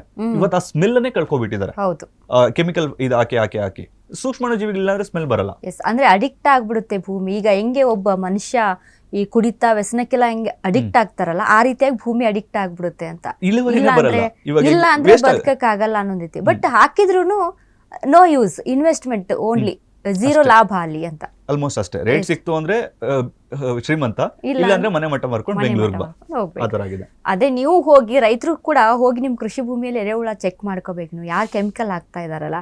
ಯಾಕಂದ್ರೆ ಅಲ್ಲಿ ಎರೆಹುಳ ಇದೆಯಾ ಇಲ್ಲ ಅಂತ ನೀವೇ ಚೆಕ್ ಮಾಡ್ಕೊಳ್ಳಿ. ಎರೆಹುಳ ಇಲ್ಲ ಅಂತ ಅಂದ್ರೆ ಭೂಮಿ ಕೊನೆ ಸ್ಟೇಜಿಗೆ ಬರ್ತಾ ಇದೆ ಅಂತಾನೆ ಅರ್ಥ. ಆಲ್ಮೋಸ್ಟ್ ಅಷ್ಟೇ ಅಂತ ಅದೊಂದು. ಮತ್ತೆ ಇನ್ನೊಂದು, ನಾರ್ಮಲ್ ಆಗಿ ಸಾವಯವ ಕೃಷಿಯನ್ನು ಯಾರು ಮಾಡ್ತಾರೋ ಅವರು ಹಾಗೆ ಅಗಿಬಹುದು ಭೂಮಿನ, ಗಟ್ಟಿ ಆಗಲ್ಲ. ಇವತ್ತು ಭೂಮಿ ಯಾಕಾಗತ್ತರ ಫ್ರೀ ಆಗಿರುತ್ತೆ ಅಂದ್ರೆ ಎರೆಹುಳುಗಳು ಭೂಮಿಯನ್ನ ರಂಧ್ರ ಮಾಡಿ ಬೇರುಗಳಿಗೆ ಗಾಳಿ ಆಡೋಂಗೆ ಮತ್ತೆ ಬೇರು ಈಸಿಯಾಗಿ ಹೋಗೋದಕ್ಕೆ ಮಾಡಿರುತ್ತೆ. ಸೊ ಇನ್ನೊಂದು ರೈತರಿಗೆ ಇದಿರುತ್ತೆ ಅಂದ್ರೆ ಎಷ್ಟು ಆಳವಾಗಿ ಉಳುಮೆ ಮಾಡಿದ್ರೆ ಅಷ್ಟು ಗಿಡಗಳು ಚೆನ್ನಾಗಿ ಬರುತ್ತೆ ಅಂತ. ಅದು ತಪ್ಪು, ಆಕ್ಚುಲಿ ತಪ್ಪು ಕಾನ್ಸೆಪ್ಟ್. ಅದೆಲ್ಲ ಟ್ರಾಕ್ಟರ್ ಕಂಪ್ನಿಗಳು ಪ್ರಮೋಟ್ ಮಾಡಿರೋಂಥದ್ದು ಅಷ್ಟೇ. ಸೊ ಯಾವತ್ತೂ ಕೂಡ ಭೂಮಿಯಲ್ಲಿ ತುಂಬಾ ವೆಯ್ಟ್ ಆಗಿರುವಂಥದ್ದನ್ನ ತಗೊಂಡು ಹೋಗ್ಬಾರ್ದು. ನಾರ್ಮಲ್ ಆಗಿ ಆಗಿನ ಕಾಲದಲ್ಲಿ ಅದಕ್ಕೆ ಎತ್ತುಗಳಲ್ಲೇ ಉಳುಮೆ ಮಾಡ್ತಿದ್ರು. ಇವಾಗ್ಲೂ ಕೂಡ ಸಣ್ಣ ಪುಟ್ಟ ರೈತರು ಚಿಕ್ಕ ಟ್ರ್ಯಾಕ್ಟರ್ಗಳಲ್ಲಿ ಉಳುಮೆ ಮಾಡಿ, ನೀವು ತುಂಬಾ ಆಳಕ್ಕೆ ಏನಾದ್ರು ಉಳುಮೆ ಮಾಡಿದ್ರೆ ಏನಾಗುತ್ತಂದ್ರೆ ಮಣ್ಣಿನ ಫಲವತ್ತತೆ ಅನ್ನೋದು ಡೈರೆಕ್ಟ್ ಆಗಿ ಸನ್ಲೈಟ್ಗೆ ಎಕ್ಸ್ಪೋಸ್ ಆಗಿ ಹಾಳಾಗುತ್ತೆ. ನಿಮ್ಗೊಂದು ಉದಾಹರಣೆ ಕೊಡ್ತೀನಿ ನೋಡಿ. ಒಂದು ಗಿಡಕ್ಕೆ ಎಷ್ಟು ಪವರ್ ಇರುತ್ತೆ ಒಂದು ಮರಕ್ಕೆ ಅಂದ್ರೆ, ಒಂದು ಕಲ್ಲನ್ನು ಬೇಕಿದ್ರು ಕೂಡ ಸೀಳುತ್ತೆ. ನಿಮ್ ಮನೆ ಪಕ್ಕದಲ್ಲಿ ನೀವು ಒಂದು ಮನೆ ಕಟ್ತಿರ್ತೀರಾ ಅಂತ ಅನ್ಕೊಳ್ಳಿ, ಪಕ್ಕದಲ್ಲಿ ಮರ ಇತ್ತು ಅಂತ ಅನ್ಕೊಳ್ಳಿ, ಏನಾಗುತ್ತೆ ಹೇಳಿ, ಇಡೀ ಕಾಂಪೌಂಡ್ನೇ ಹೊಡೆಯುತ್ತದು. ಅಷ್ಟು ಶಕ್ತಿ ಇರುತ್ತೆ. ಇವಾಗ ನೀವು ಆಂಧ್ರ ಮತ್ತೆ ತಮಿಳ್ನಾಡು ಕಡೆ ಎಲ್ಲ ಹೋದ್ರೆ ಎಷ್ಟೋ ಆಲ್ದ ಮರ ಅನ್ನೋದು ಇದು ದೇವಸ್ಥಾನದ ಮೇಲೆ ಬೆಳೆದಿರುತ್ತೆ, ಗೊತ್ತಾ? ದೇವಸ್ಥಾನದ ಮೇಲೆ. ಮತ್ತೆ ಈಗ ನೀವು ಬೆಂಗಳೂರಲ್ಲಿ ಅಬ್ಸರ್ವ್ ಮಾಡ್ಬೇಕಂದ್ರೆ ಕೂಡ ಬ್ರಿಡ್ಜಸ್ ಅಲ್ಲಿ ಆಲ್ದ ಮರ ಮತ್ತೆ ರಾಗಿ ಮರ ಬ್ರಿಡ್ಜಸ್ ಮೇಲೆ ಬೆಳೆದಿರುತ್ತೆ. ಅಲ್ಲಿ ಇವಾಗ ಯಾರು ಈ ಸೋಕಾಲ್ಡ್ ಇದಿರಿದಾರೋ ಅಲ್ಲಿ ಏನು ಟ್ರ್ಯಾಕ್ಟರ್ JCP ಅಲ್ಲಿ ತೆಗೆದುಕೊಂಡಿದ್ರ, ಜಸ್ಟ್ ಆ ಬೀಜಕ್ಕೆ ಅಷ್ಟು ಪವರ್ ಇರುತ್ತೆ. ಗಿಡಕ್ಕೆ ಗೊತ್ತು ನೀರ್ ಎಲ್ಲಿ ಸಿಗುತ್ತೆ. ಇವಾಗ ಎಕ್ಸಾಂಪಲ್ ಇದ್ರಲ್ಲಿ ಬಂದ್ರೂ ಅದ್ರ ಬೇರುಗಳು ಅನ್ನೋದು ಕೆಳಗಡೆ ಬರ್ತಾ ಇರುತ್ತೆ. ಸೊ ನೀವು ತಾರ್ ಹಾಕಿದ್ರು ಆ ತಾರ್ನ ಸೀಳಿ ಒಳಗಡೆ ಹೋಗುತ್ತೆ, ಅಷ್ಟು ಶಕ್ತಿ ಇದಕ್ಕಿರುತ್ತೆ. ಸೊ ಆಳವಾದ ಉಳುಮೆನ ಯಾರು ಮಾಡಬೇಡಿ. ನೀವು ಏನಾದ್ರು ದೊಡ್ಡ ಹಣ್ಣಿನ ಗಿಡಗಳಾದಾಗ ಮಾತ್ರ ಅಪ್ ಟು 1 feet ವರ್ಗೂ ನೀವು ಗುಂಡಿ ತಗೋಬೇಕೆ ಹೊರತು ಜಾಸ್ತಿ ಉಳುಮೆನ ಮಾಡಕ್ ಹೋಗ್ಬಾರ್ದು. ಅಂದ್ರೆ ಕೆಲವೊಬ್ರು ಇಷ್ಟೆಲ್ಲ ಉಳುಮೆ ಮಾಡ್ತಾರೆ, ಆತರ ಎಲ್ಲ ಮಾಡಕ್ ಹೋಗ್ಬಾರ್ದು. ನಾರ್ಮಲ್ ಆಗಿ ಸಣ್ಣ ಪುಟ್ಟ ಉಳುಮೆ ಮಾಡ್ಕೊಂಡ್ರೆ ಸಾಕು. ಉಳುಮೆ ಮಾಡುವಂಥದ್ದು ಭೂಮಿಯಲ್ಲಿ ಏನು ಅಪಕಾರಿ ಜೀವಿಗಳಿದ್ದವು ಸತ್ತು ಹೋಗ್ಲಿ ಅಂತ. ಬಟ್ ಆಳವಾದ ಉಳುಮೆ ಮಾಡಿದಾಗ ಎರೆಹುಳು, ಉಪಕಾರಿ ಜೀವಿಗಳಿರ್ತಾವೆ, ಎಲ್ಲವೂ ಕೂಡ ಸಾಯ್ತಾವೆ ಅನ್ನುವಂಥದ್ದು. ಗೊಣ್ಣೆ ಹುಳು ಅಂತ ಕರಿತೀವಿ, ಸ್ವಲ್ಪ ವೈಟ್ ಕಲರ್ ಇರುತ್ತೆ. ಸೊ ಅದು ಉಳುಮೆ ಮಾಡಿದಾಗ ಏನಾಗುತ್ತೆ ಅಂದ್ರೆ ಅದು ಎಕ್ಸ್ಪೋಸ್ ಆದಾಗ ಪಕ್ಷಿಗಳೆಲ್ಲ ಬಂದು ತಿಂದ್ಬಿಡುತ್ತೆ, ಅದ್ರ ಮೊಟ್ಟೆಗಳು ಅದು ಇದು ಇತ್ತು ಅಂದ್ರೆ. ಅದಕ್ಕೆ ಮತ್ತೆ ಇನ್ನೊಂದು ಉಳುಮೆ ಮಾಡೋದಕ್ಕೆ, ಇವಾಗ ಎಕ್ಸಾಂಪಲ್ ಹುಲ್ಲು ಅದು ಇದೆಲ್ಲ ಇತ್ತು ಅಂದ್ರೆ ಉಳುಮೆ ಮಾಡೋದಕ್ಕೆ ಅಷ್ಟು ಇದಲ್ಲ. ಸೊ ಅದಕ್ಕೆ ನಾರ್ಮಲ್ ಆಗಿ ಅವಾಗ ಉಳುಮೆ ಮಾಡ್ತಿದ್ರು. ಆದ್ರೆ ಇವಾಗ ಏನ್ ಮಾಡಿದ್ರೆ ಅಂದ್ರೆ ಉಳುಮೆ ಅಂದ್ರೆ ಒಂದು ದೊಡ್ಡ ಟ್ರ್ಯಾಕ್ಟರ್ ತಗೊಂಡ್ಬಿಟ್ಟು 1-2 ಅಡಿ ಮಣ್ಣು ಮೇಲೆ ಬಂದ್ಬಿಡ್ಬೇಕು. ಆತರ ಮಾಡಕ್ ಹೋಗ್ಬಾರ್ದು ನಾರ್ಮಲ್. ಸರ್, ನಾವು ಆಗ್ಲೇ ಮಾತಾಡಿದ್ವಿ ಅಂದ್ರೆ ಈ ನುಗ್ಗೆ ಗಿಡ ಹಾಕೋಬೇಕು ಅಂದ್ರೆ ಪ್ಲಸ್ ಕೃಷಿ ಭೂಮಿಗೆ ಗೊಬ್ಬರನೂ ಆಗ್ಬೇಕು, ರೈತರಿಗೂ ಕೂಡ ಲಾಭ ಆಗ್ಬೇಕು. ನುಗ್ಗೆ ಬೆಳೆ ಬಗ್ಗೆ ನಾವು ಇತ್ತೀಚೆಗೆ ಕೇಳ್ತಾ ಇದೀವಿ, ತುಂಬಾ ಪ್ರಾಡಕ್ಟ್ಸ್ ಎಲ್ಲ ತುಂಬಾ ಮಾರ್ಕೆಟಿಂಗ್ ಎಲ್ಲ ಆಗ್ತಾ ಇರುವಂತದ್ದು. ಇದು ರೈತರು ಇದನ್ನ ಲಾಭ ಪಡೆದುಕೊಳ್ಬಹುದಲ್ಲ? ಆಗಿನ ಕಾಲದಲ್ಲಿ 4 ಮರ ಪ್ರತಿಯೊಬ್ಬರ ತೋಟದಲ್ಲಿ ಪ್ರತಿಯೊಬ್ಬರ ಮನೆ ಹತ್ರನೂ ಇರ್ತಿತ್ತು. ಒಂದು ಬಂದ್ಬಿಟ್ಟು ಬಾಳೆ, ಮನೆಯಿಂದ ಇತ್ತಲ್ಲಿ ಹಾಕೊಳ್ತಿದ್ರು, ಅಥವಾ ತಿಪ್ಪೆ ಎಲ್ಲಿ ಇರ್ತಿತ್ತು ಅಲ್ಲಿ ಹಾಕೊಳ್ತಿದ್ರು, ನೀರ್ ನಿಲ್ಲೋ ಜಾಗದಲ್ಲಿ ಬಾಳೆನ ಹಾಕ್ತಿದ್ರು. ಎರಡನೇದು ಬಂದ್ಬಿಟ್ಟು ತೆಂಗು ಮನೆ ಹತ್ರ. ಈಗೆಲ್ಲ ಕೂಡ ಭಯ ಬೀಳ್ತಿದ್ದಾರೆ, ಅದೇ ಕಾಯಿ ಬಿದ್ದು ಏನಾದ್ರು ಆಗುತ್ತಾ ಅಂತ ಹೇಳ್ಬಿಟ್ಟು. ಆಗಿನ ಕಾಲದಲ್ಲಿ ಮನೆ ದೂರ ಅಥವಾ ತೋಟದಲ್ಲಿ ತೆಂಗಿರ್ತಿತ್ತು. ಇನ್ನೊಂದು ಬಂದ್ಬಿಟ್ಟು ಕಂಪಲ್ಸರಿ ಕರಿಬೇವು ಇರ್ತಿತ್ತು ಮನೆ ಹಿಂದೆ. ಕರಿಬೇವು ಏನಕ್ಕೆ ಅಂದ್ರೆ ಹೈಯೆಸ್ಟ್ ನ್ಯೂಟ್ರಿಷನ್ ಫ್ಯಾಕ್ಟರ್ ಇರುತ್ತೆ ಅದರಲ್ಲಿ. ಹೇರ್ ಫಾಲ್ಗೆ ಒಳ್ಳೇದು, ಕಣ್ಣುಗೆ ಒಳ್ಳೇದು, ಸ್ಕಿನ್ ಟೋನ್ಗೆ ಒಳ್ಳೇದು, ಆಂಟಿ ಕ್ಯಾನ್ಸರ್ ಇರುತ್ತೆ. ಮತ್ತೆ ಅದ್ರಿಗೆಲ್ಲದ್ರ ಜೊತೆ ನುಗ್ಗೆ ಅನ್ನೋದು ಮನೆ ಹಿತ್ತಲಲ್ಲೇ ಆಗಲಿ ಅಥವಾ ತೋಟದಲ್ಲಿ ಕಂಪಲ್ಸರಿ ಇರ್ತಿತ್ತು. Why? Because of its nitrogen fixing. ನಾವು 2 years ಬಿಫೋರ್ ಒಂದು ವಿಡಿಯೋ ಮಾಡಿದ್ವಿ ನೋಡಿ, ನುಗ್ಗೆಯನ್ನ ಮಾರ್ಬಿಟ್ಟು 1 ಕೋಟಿ 2 ಕೋಟಿ ಆದಾಯ ಮಾಡ್ತಿದ್ದಾರೆ ಅಂತ. ನಮ್ ಜನ ಎಲ್ಲ ಕಾಮಿಡಿ ಮಾಡಿದ್ರು, ಲೈಕ್ ಅಂದ್ರೆ ಹಾಗೆ ಹೀಗೆ ಅಂತ ಹೇಳ್ಬಿಟ್ಟು. ಸೊ ಅವ್ರಿಗೆ ಅದೇ ಹೇಳಿದ್ನಲ್ಲ, ನಮ್ ಎಜುಕೇಟ್ ಮಾಡಕ್ ಬಿಡಲ್ಲ ನಮ್ಮ ರೈತರು. ಸೊ ಅದಕ್ಕೋಸ್ಕರ ನಿಮ್ಗೆ ಆತರ ಆಗಿರುತ್ತೆ. ಸೊ ನುಗ್ಗೆನ ಆತರ ಏನಕ್ಕೆ ಇವಾಗ ಎಲೆಗಳನ್ನ, ಮತ್ತೆ ನುಗ್ಗೆಯಲ್ಲಿ ಏನ್ ಅಡ್ವಾಂಟೇಜ್ ಅಂದ್ರೆ, ಒಂದು ನೈಟ್ರೋಜನ್ ಫಿಕ್ಸಿಂಗ್ ಮಾಡುತ್ತೆ, ಇದರಿಂದ ರೈತರಿಗೆ ಫಲವತ್ತತೆ ಅನ್ನೋ ಜಾಸ್ತಿ ಆಗುತ್ತೆ. ಮತ್ತೆ ಇನ್ನೊಂದು, ನುಗ್ಗೆ ಸೊಪ್ಪು ಕೂಡ ತುಂಬಾ ಪವರ್ಫುಲ್. ಬೇರೆ ದೇಶಗಳಲ್ಲಿ 1200 ರೂಪಾಯಿ ಕೆಜಿ ಹೋಗ್ತಿದೆ, 1200 ರೂಪಾಯಿಂದ 2000 ರೂಪಾಯಿ. ನಮ್ ದೇಶದಲ್ಲಿ ಮುರಿಂಗಾ ಪೌಡರ್ ಅಂತ ಹಾಕ್ಬಿಟ್ಟು ಚೆಕ್ ಮಾಡಿ. ತುಂಬಾ ಮಾರ್ಕೆಟಿಂಗ್, ಅಮೆಝಾನ್, ಫ್ಲಿಪ್ಕಾರ್ಟ್, ಆನ್ಲೈನ್ ಎಲ್ಲ ತುಂಬಾ ಅವೈಲೇಬಲ್. ನುಗ್ಗೆ ಸೊಪ್ಪುಗೂ ಕೂಡ ಡಿಮ್ಯಾಂಡಾ, ನೀವು ಬೇಕಿದ್ರೆ ಅದನ್ನ ಸೇಲ್ ಮಾಡ್ಬೋದು ಅಥವಾ ಭೂಮಿಗೆ ಸೇರಿಸಬಹುದು. ಇನ್ನೊಂದು ಬಂದ್ಬಿಟ್ಟು ನುಗ್ಗೆ ಕಾಯಿ. ಇವತ್ತು ಎಷ್ಟಾಗಿದೆ ಗೊತ್ತಾ, ಒಂದು ಕಾಯಿ 10 ರೂಪಾಯಿಂದ 20 ರೂಪಾಯಿ ಆಗಿದೆ. ಸೊ ಉಪೇಂದ್ರ ಅವ್ರ ಮೂವಿಯಲ್ಲಿ, ರವಿಚಂದ್ರ ಅವ್ರ ಮೂವಿಯಲ್ಲಿ ನುಗ್ಗೆಕಾಯಿ ಅಂತ ಅಷ್ಟು ತೋರಿಸಿದ್ದಾರೆ. ನಮ್ ಜನ ಎಲ್ಲ ಏನಂದ್ರೆ ಅದು ಓನ್ಲಿ ಬೇರೆದಕ್ಕೆ ಮಾತ್ರ ಯೂಸ್ ಆಗುತ್ತೆ ಅಂತ ಅನ್ಕೊಂಡಿದ್ದಾರೆ. ನುಗ್ಗೆಕಾಯಿ ಇಟ್ಸ್ ಎ ಸೂಪರ್ ಫುಡ್. ಓಕೆನಾ, ಅದಾದ್ಮೇಲೆ ನೀವು ನುಗ್ಗೆಕಾಯಿ ಆಯ್ತು, ಕಾಯಿ ತೆಗಿಯಕ್ಕಾಗಿಲ್ಲ ಅಂದ್ರೆ ನೀವು ಲಾಸ್ಟ್ ಆ ಬೀಜ, ನುಗ್ಗೆಕಾಯಿ ಬೀಜ ಸಿಗುತ್ತಲ್ಲ ಅದರಿಂದನೂ ಎಣ್ಣೆ ತೆಗಿತಾರೆ. ಮೋಸ್ಟ್ ಕಾಸ್ಟ್ಲಿಯೆಸ್ಟ್ ಆಯಿಲ್ ಅಲ್ಲಿ ಅದು ಕೂಡ ಒಂದು ಬರುತ್ತೆ.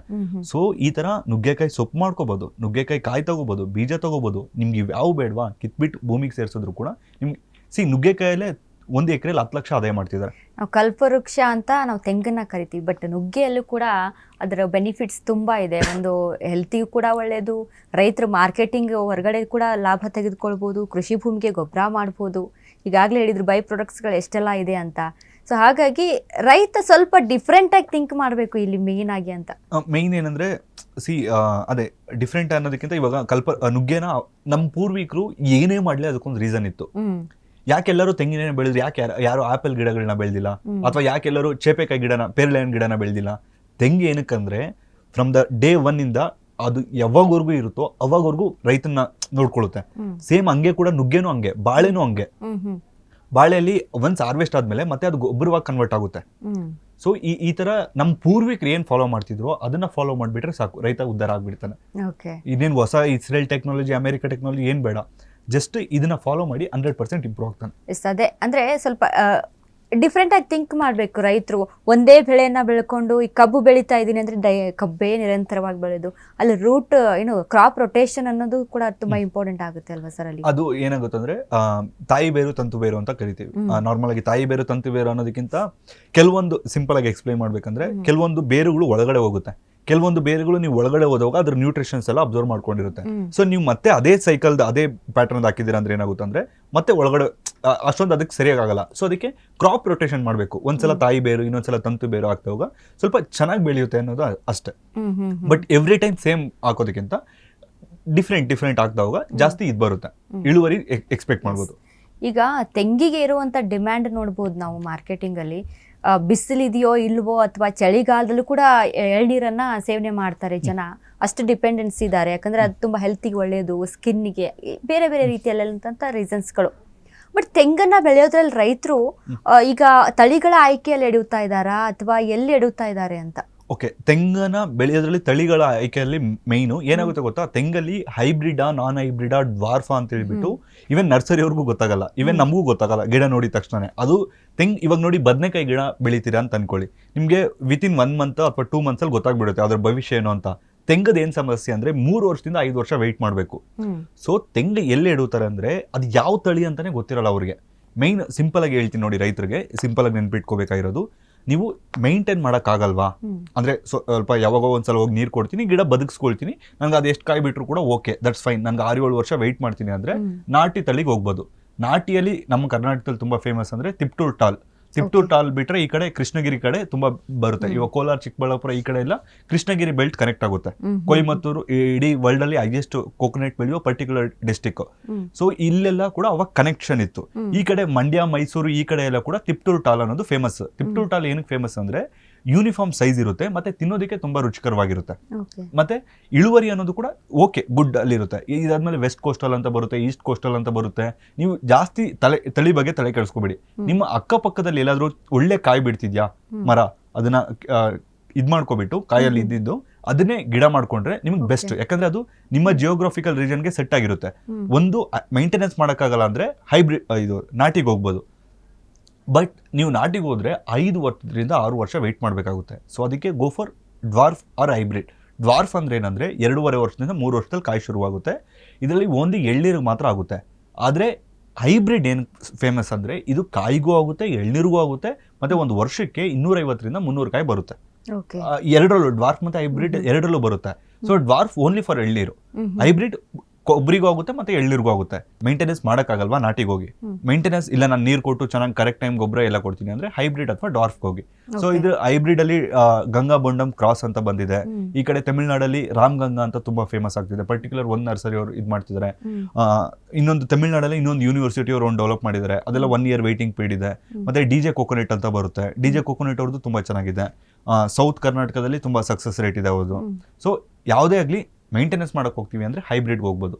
ಇಲ್ವಾ ನಾಟಿಗೆ ಹೋಗಿ. ಇನ್ನೂ ಸಿಂಪಲ್ ಆಗಿ ಹೋಗ್ಬೇಕಂದ್ರೆ ಮಲೇಷಿಯನ್ ಡ್ವಾರ್ಫ್ ಅಂತ ತಳಿ ಬರುತ್ತೆ, ಅದರಲ್ಲಿ ಯೆಲ್ಲೋ, ಆರೆಂಜ್, ಗ್ರೀನ್ ಅಂತ ಬರುತ್ತೆ. ಅದ್ರಲ್ಲಿ ಯಾವ್ದಾದ್ರು ತಗೊಳ್ಳಿ ನೀವು ಡ್ವಾರ್ಫ್ ವೆರೈಟೀಸ್ ಅವೆಲ್ಲ ನೀವು ರೋಡಲ್ಲೆಲ್ಲ ಹೋಗ್ತಿದ್ದಾಗ ಆರೆಂಜ್ ಕಲರ್ ಇದೆಲ್ಲ ನೋಡಿರ್ತೀರಲ್ವಾ ತೆಂಗು, ಅದೆಲ್ಲ ಕೂಡ ಮಲೇಷಿಯನ್ ಡ್ವಾರ್ಫ್ ಇದು ಬರುತ್ತೆ. ಇನ್ನೂ ತುಂಬಾ ತಳಿಗಳಿದೆ, ಬಟ್ ನಾರ್ಮಲ್ ಆಗಿ ಒಂದು ನಾಟಿ ಹೈಬ್ರಿಡ್ ಡ್ವಾರ್ಫ್ ಅಂತ ನೆನ್ಪಿಟ್ಕೊಂಡ್ರೆ ಸಾಕು. ಓಕೆ.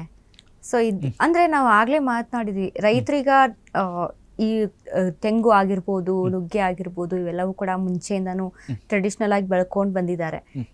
ಹೊಸದಾಗಿ ಏನಾದರೂ ಥಿಂಕಿಂಗ್ ಮಾಡಬೇಕು ಹೊಸ ಬೆಳೆಗಳನ್ನ, ಈಗ ನ್ಯಾಷನಲ್ ಇಂಟರ್ನ್ಯಾಷನಲ್ ವರ್ಗೂ ಕೂಡ ಯಾವ ಬೆಳೆ ಒಂದು ಒಳ್ಳೆ ಮಾರ್ಕೆಟಿಂಗ್ ಇದೆ, ಮಾರ್ಕೆಟಿಂಗ್ ನೋಡ್ಬೇಕು ಮೊದಲು ರೈತರು ಯಾವುದು ಹೆಚ್ಚಿನ ಬೇಡಿಕೆ ಇದೆ ಅಂತ. ಈ ಮೆಕಾಡೋಮಿಯಾ ಬಗ್ಗೆ ಜಾಸ್ತಿ ಕೇಳ್ಪಡ್ತಾ ಇದ್ದೀವಿ, ಅಂದರೆ ಟ್ರೆಂಡಿಂಗಲ್ಲಿರುವಂಥದ್ದು. ಸೊ ಇದು ರೈತರಿಗೆ ಯಾವ ರೀತಿಯಾಗಿ ಅನುಕೂಲ, ಹೇಗೆ ಬೆಳಿಬೋದು, ಹೇಗೆ?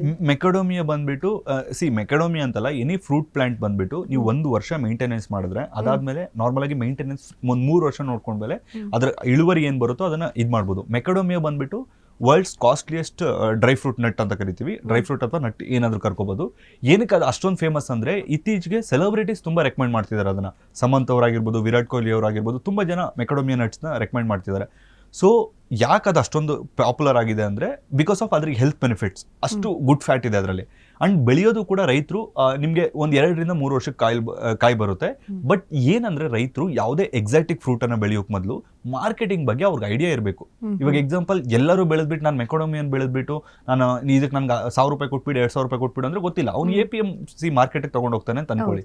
ಯಾರು ಗೊತ್ತಿರುತ್ತೆ APMC ಮಾರ್ಕೆಟ್ ಅಲ್ಲಿ ಇದು ಮೆಕಾಡೋಮಿಯಾ ಇದನ್ನ ತಿಂತಾರೆ ಅಂತ ಹೇಳ್ಬಿಟ್ಟು.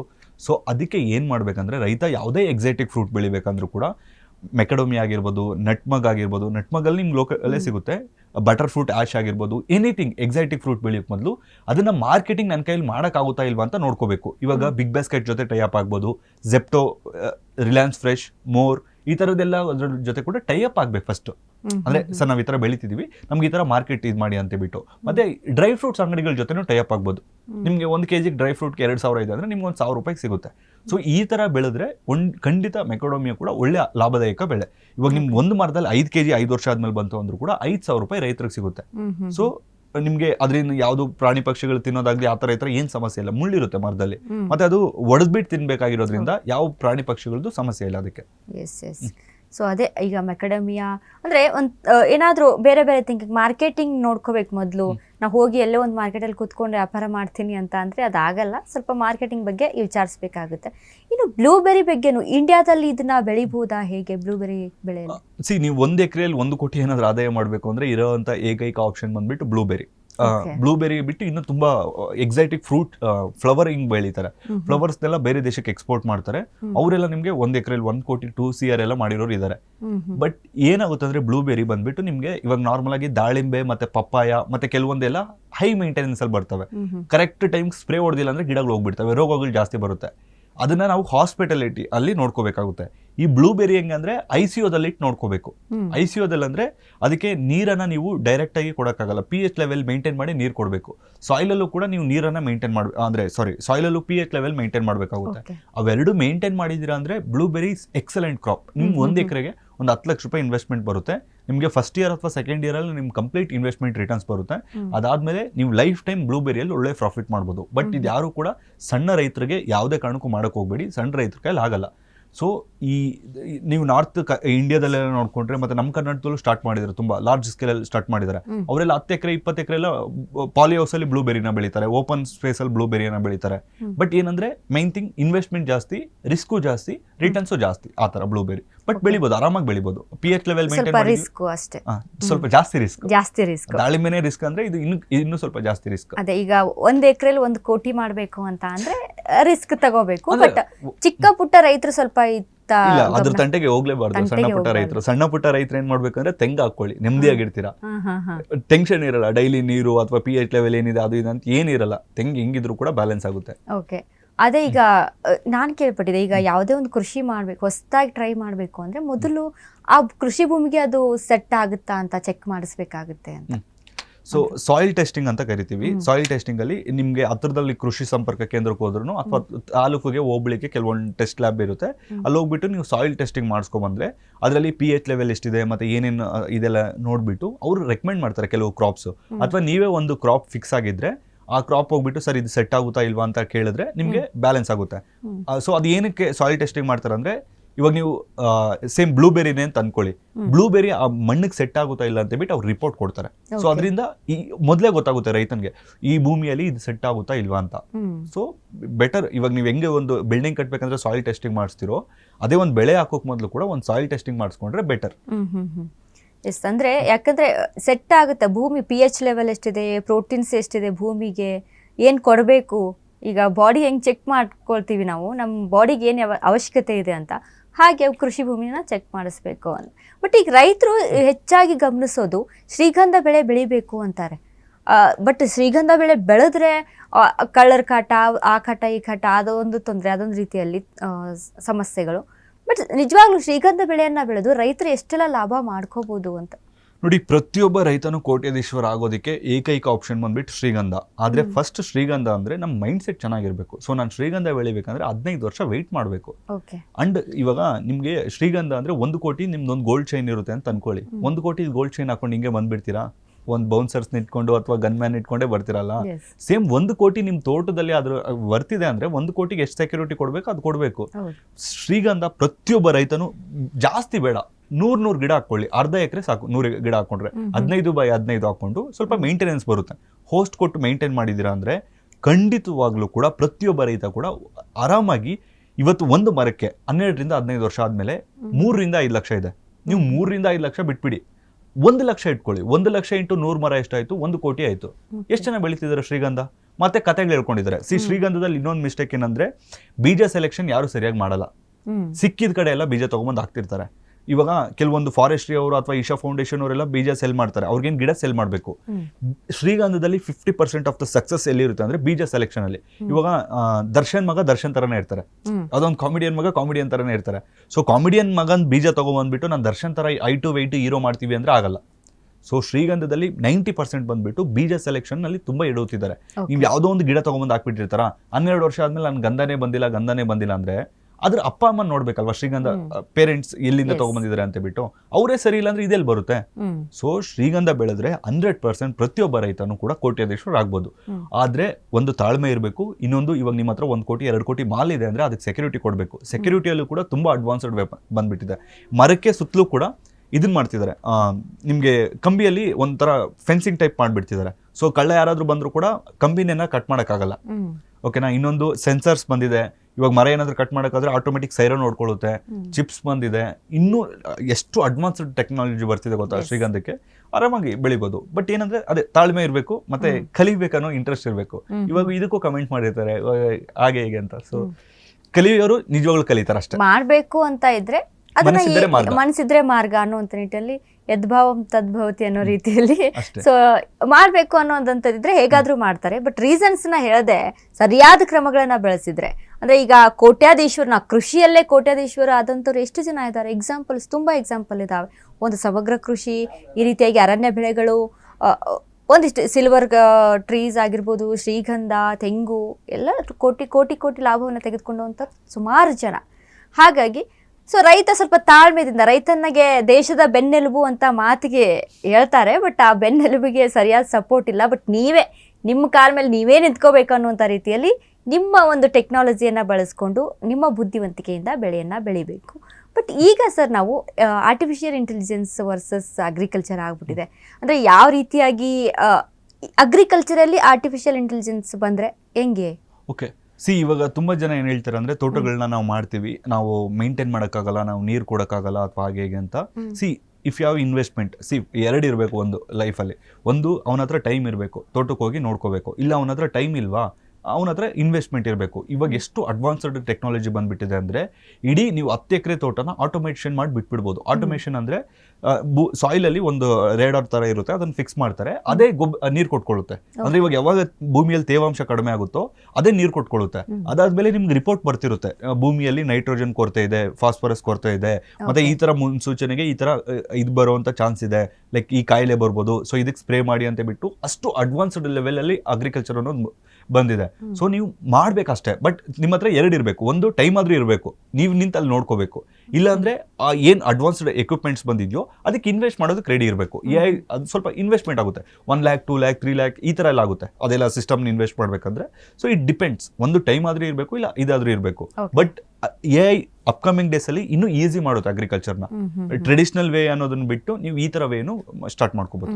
ನಾವು ಆಗ್ಲೇ ಹೇಳಿದ್ವಿ ಮಣ್ಣನ್ನ ಪರೀಕ್ಷೆ ಮಾಡಬೇಕು ಅಂತ. ಓಕೆ, ಪರೀಕ್ಷೆ ಮಾಡಬೇಕು, ಬಟ್ ಯಾವ ಸಂದರ್ಭದಲ್ಲಿ ಮಣ್ಣಿಗೆ ಏನು ಅವಶ್ಯಕತೆ ಇದೆ, ನೀರು ಯಾವಾಗ, ಯಾವ ಪ್ರೋಟೀನ್ ಬೇಕು, ಯಾವ ಗೊಬ್ಬರವನ್ನ ಕೊಡಬೇಕು, ನಾವು ಇದೆಲ್ಲದ್ರ ಬಗ್ಗೆ ಕೂಡ ಅದು ಇನ್ಫಾರ್ಮೇಶನ್ ಅನ್ನ ರೈತರಿಗೆ ಕೊಡುತ್ತೆ, ಒಂದು ರಿಪೋರ್ಟ್ ಅನ್ನ ಕೊಟ್ಟು ಬಿಡುತ್ತೆ ಅಂತ.